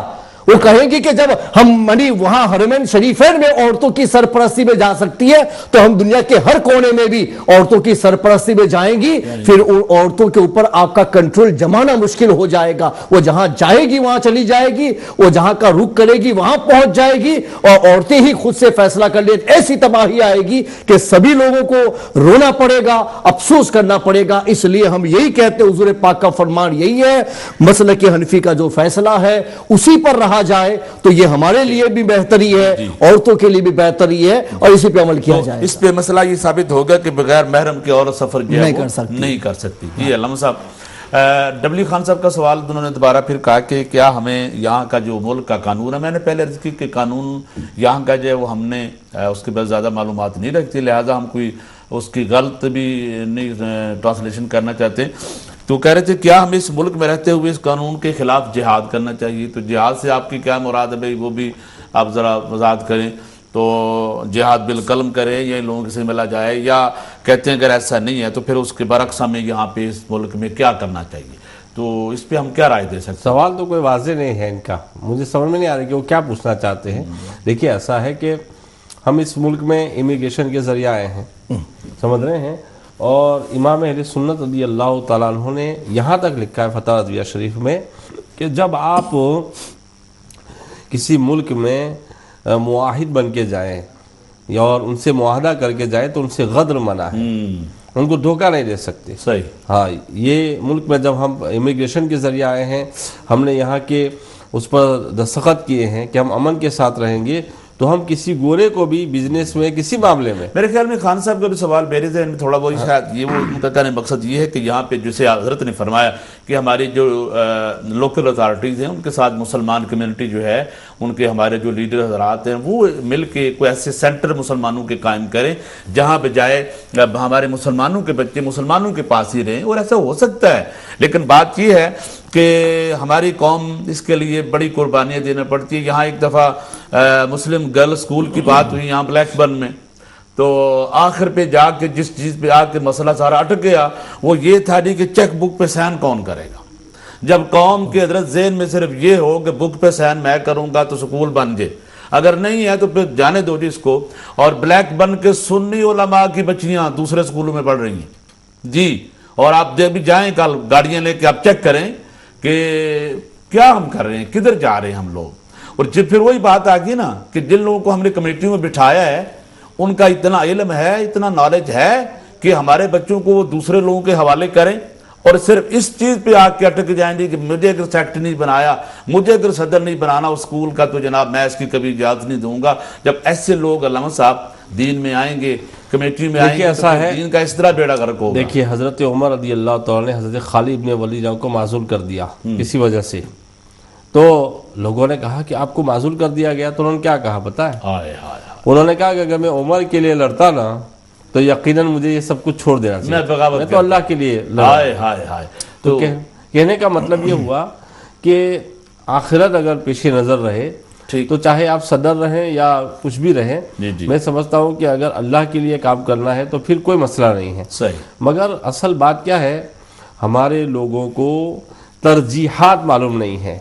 ترجیحات کا مطلب یہ ہے کہ بھائی کیا کرنا ہے, وقت کی ضرورت کیا ہے. جی علامہ صاحب میرے خیال میں اسی ہم موضوع کو کنٹینیو کریں گے آنے والے پھر فیضان شریعہ میں, اور اس سے تھوڑے اور نئے سوالات لائیں گے کہ ہمارے یو کے میں جو احباب ذمہ دار ہیں مساجد کی, ان کی ذمہ داریاں کیا ہیں اور ان کو کس طریقے سے قوم کو جو ہے آگے لے جانا چاہیے. اس پر پھر علماء کی جو رائے ہونے چاہیے, جو تعلیم کے میدان کے لوگ ہیں ان کو اس کو شامل کرنا چاہیے.